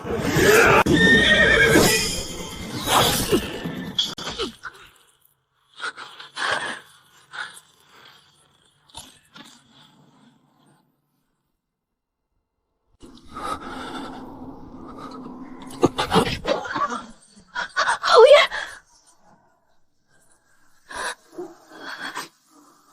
不许哭，不能引来敌人，一定要快，没时间了。好马儿，我知道你是侯爷的爱妻，是最有灵性的，侯爷的命就看你了。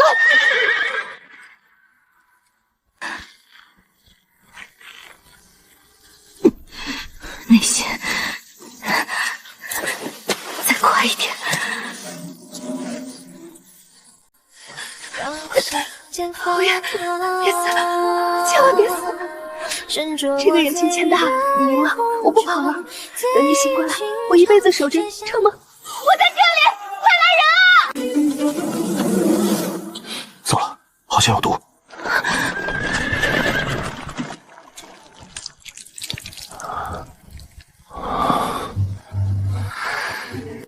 还有一些余党需要我去处理，劳烦姑娘好生照顾着。好，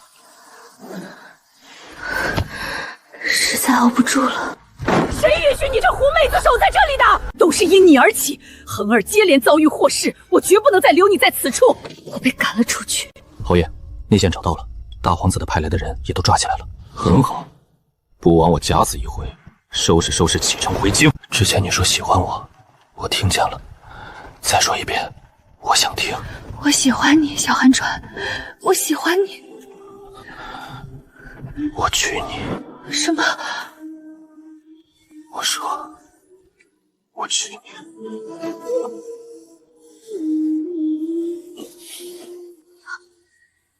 他是认真的，还是烧糊涂了？姑娘，你快进房间去看看。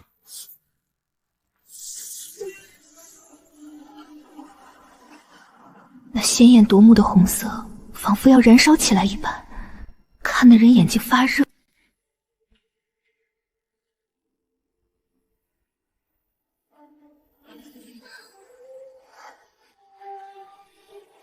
他没骗我，他是真的要娶我。不行，恒之，收回你的话。微臣心意已决，求殿下成全。你不是不知道她的身份，她可是顾家女。顾家当年犯的是什么罪？你忘了吗？那可是抄家灭族的谋逆大罪。殿下，微臣不是来问您意见的。这萧寒川竟敢是来通知顾的。顾知道你拿定主意的事，谁也改变不了。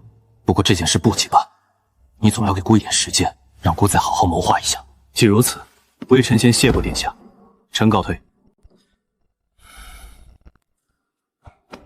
殿下，您就真这么看着侯爷娶了那个女人，什么都不管了？顾手下的人若是和谋逆沾上一点关系，就等于给了大皇子一个最佳的反击机会，所以萧寒川绝不能娶她。不过也不能为了这件事伤了顾和恒之的情分，毕竟他可是我最好的一把刀。这可难办了。不见得，我们手里不是还养着一张王牌吗？把那女人给恒之送回去。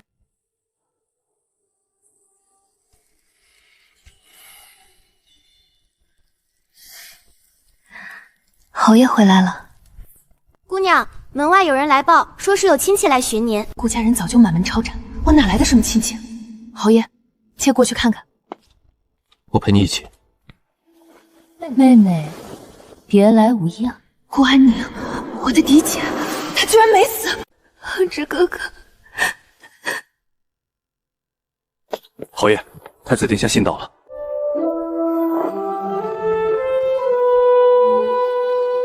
好妹妹，从小到大你就喜欢用我不要的东西，多可怜啊！你猜我现在回来了，萧寒川多久会把你扫地出门呢？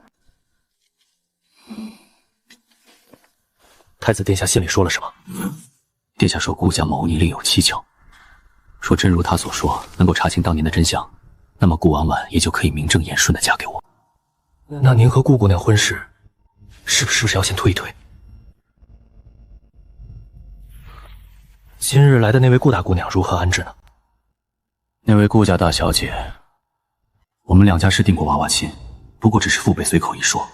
顾大人曾邀请我到府上去过1、2次，当时我只觉得顾安妮有点疯疯癫癫的。反正你多准备2个下人把她看好了，别伤着婉婉了。是。你以为自己生了一副好相貌，就能让恒之哥哥多看你一眼吗？别做梦了！若不是因为这长脸有几分像我，恒之哥哥连看都不会多看你一眼。若正如你所说，那你急什么呢？我刚想开口争辩，还没来得及出声，就见外头呼啦啦涌进来一群人。这些是侯爷为姑娘准备的，我们6个是专门伺候姑娘的。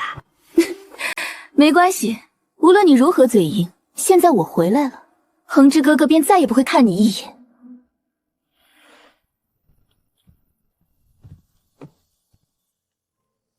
今天才挂上，怎么又要摘下来？府里不办喜事了？谁知道呢？刚才是陆侍卫亲自吩咐的，叫咱们把这些布置全卸了，送回库房。他的话谁敢多问？快干吧！刺得我眼眶发酸。没有萧寒川也没关系，我还有很多很多的钱，很多很多，多到几辈子都花不完。我心烦，寻了一处小茶馆。姑娘，您的茶和点心齐了。且说那英雄短，儿女情长。姑娘，我家主子有请。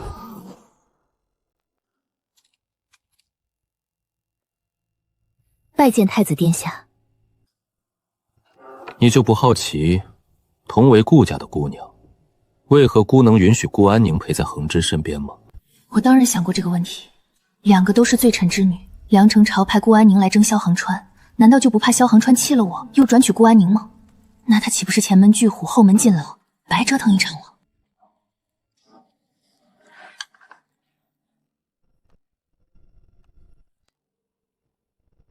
你回去吧，再等几日，就能知道答案了。梁成朝的话到底是什么意思？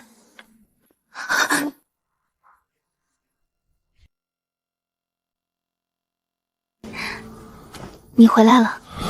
想什么呢？这么出神。想我们的婚事该怎么让太子殿下接受？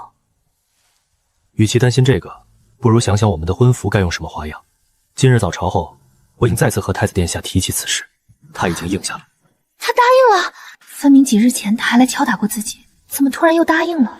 我已经拜请过族中长老，我们半月后就成亲。婉婉，别担心，我答应你的一定会做到。这么快？侯爷，夫人，顾大小姐死了。什么？好好的怎么突然死了？梁成朝是在给我最后的警告，说是这种情况下，我仍旧只要嫁给萧寒川，梁成朝绝对会杀了我。你怎么了？且想一个人静静。东家，您终于来了，大夫在屋里呢。夫人这脉象喜脉，只是月份尚小，还不能确定。果然，我的预感是对的，这个孩子来的真不是时候。有了孩子，再想劝萧寒川取消婚日，更是难上加难了。侯爷在宫里可是遇到什么烦心事了吗？婉婉，若有一天我不再是永信侯，你愿意跟我去另一个地方生活吗？侯爷这话是什么意思？只是随口一问。我心头一沉，最不想看到的事情还是发生了。我的身份会连累萧寒川，不能再这样下去了。一别数日，你过得好吗？我什么都好，拿着你给的钱，在水乡做了点小买卖，没了林屋的骚扰，日子也算过得去。唯一放心不下的就是你，现在瞧着你一切都好，竟然要做侯爷的正妻了，我真为你高兴。妹妹瞧着看起来气色不太好，是不是有什么烦心事？我还是要离开侯府。从前你要离开，我是10000个支持，可现在侯爷待你不薄，你嫁过去是做侯爵夫人，这是多少人求都求不来的，为什么还要走？我只问你肯不肯帮我。你开口，我怎么会不帮你？只是姐妹一场，还是想多一句嘴。你真的想好了吗？我现在离开他，也许有一天我们还能重新在一起，只贪图这一时的温暖，才是真的害了他。可侯府守卫森严，危险重重，你要怎么离开呢？我会想办法的。唯一需要你做的，就是用这个身份给我办一份路引，等我逃出侯府，在外面接应我便好。他走后，我去找了老夫人。老夫人听完我的请求，脸上的皱纹似乎更深了几分。你这丫头倒是打得好算盘，恒儿心里有你，我若是帮你逃出侯府，岂不是要母子反目？侯爷的心情，您真的在意吗？你这话是什么意思？侯爷不过才8岁，尚在稚龄便失了生父，您这个做母亲的非但没保护他，反而抛下他去了佛堂，留下他一个人操持父亲丧仪和这永信侯府的大家业。若您心里疼过他半分，都不会这么做。你懂什么？我是为了保住恒儿的爵位，保住这顾家的祖宗基业。若不是我躲到寺庙去，顾家便会将2房长子记在我名下，到时候这整个永信侯府岂不是要拱手让人？当年的事谁对谁错，不由晚辈评说。既然老夫人当年能为了侯府抛下侯爷，如今为了侯府的安危，侯爷的爵位，想必也能做出更正确的选择。你竟然肯为了我儿的安危，放弃侯爵夫人的位置，我凭什么相信你？若我执意不肯走，以侯爷的性子，难道老夫人有办法阻止我做侯爷夫人吗？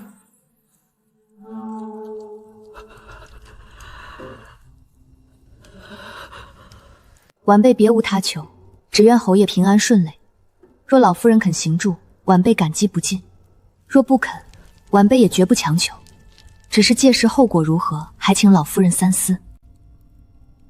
切记今日所言，若是出了差错，后果你自行承担。我心中一松，知道他这意思就是应我。多谢老夫人成全，晚辈必定谨守承诺。3年前，我无时无刻不想离开这里，真的走到这一步，却又无比艰难。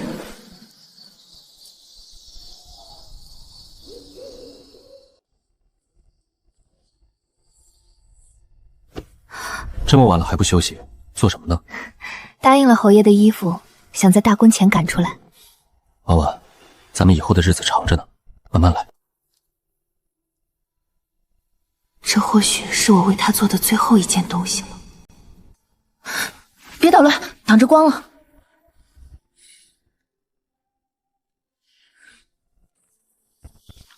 侯爷，老夫人请您过去一趟。已经入夜了，老夫人这个时候找他做什么？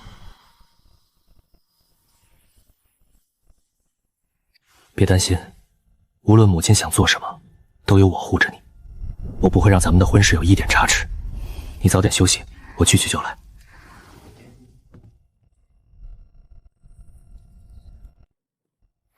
儿子问母亲安。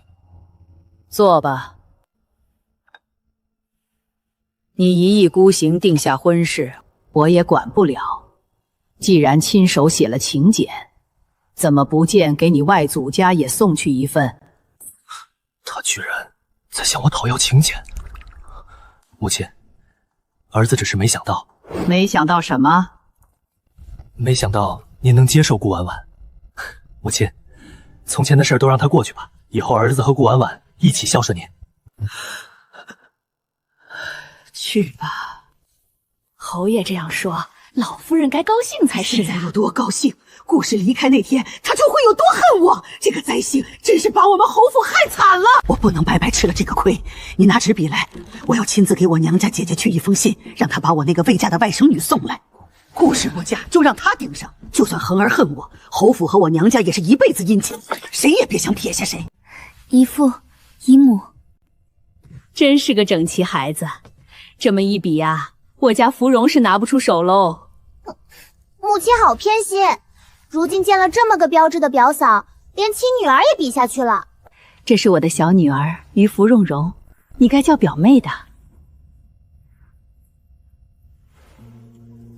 长者赐不可辞，全当是姨娘给你添妆了。你姨父姨母这次过来，我叫人安排他们住在京郊的别院了。等会儿你把我也送过去。母亲，这你们平日怎么胡闹我不管，大婚那时总不能叫婉婉从侯府出嫁吧？婉婉先住过去，到时候你到别院去接亲也是顺理成章。这孩子可怜，父母都去了，到时候就让你姨父姨母给他送嫁，也不算委屈了他。我看着于芙蓉，瞬间明白了老夫人的谋算。我与老夫人对视，只觉得心底一片冰冷。多谢母亲为我筹谋。你就在这里等着我，3日后，我骑着高头大马来娶你。叶离凉，你回去的时候慢些。婉婉，我舍不得你，跟我一起回去吧。就是在侯府出嫁又怎么了？我偏不守着规矩。这么多人都看着呢，也不嫌臊，还别胡闹。回去吧，我们一定会再见的，我等着你。恒芷。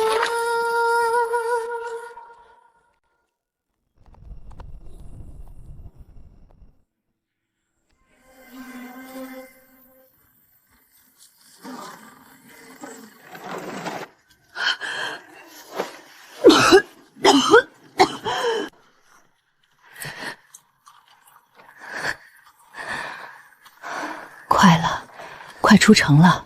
出城后，我们找个地方歇会儿。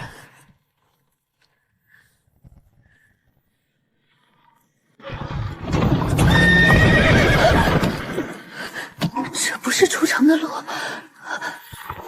对不住了，姑娘，老夫也是奉命行事。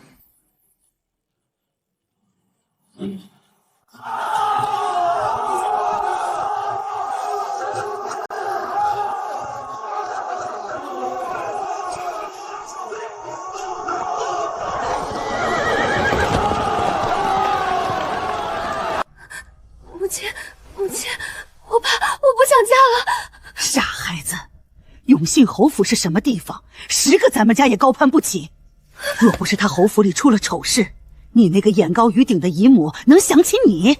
可是我害怕表哥那性子火焰乱一样，万一他发现新娘被掉了头，生气起来是要杀人的。你怕什么？这么厚重的婚服套在身上，又盖着盖头，谁能看出来？等你进了侯府，你姨母早就在酒里下了东西，等生米煮成了熟饭，她还能说什么？等熬过了这一遭，你就是侯爵夫人，到时候就是一辈子也享不完的富贵了。恒之待婉婉谢过姨父姨母送嫁之恩，来日必定百倍报答。一家人不说两家话，你以后对新娘子好一些，我们就放心了。那是自然，婉婉是我拼尽一切也要娶的人，我怎么舍得薄待她呢？不对，你到底是谁？你不是顾婉婉，她哪儿去了？这么快就被发现了？兵分三路，给我追！绝地三尺要把她找回来！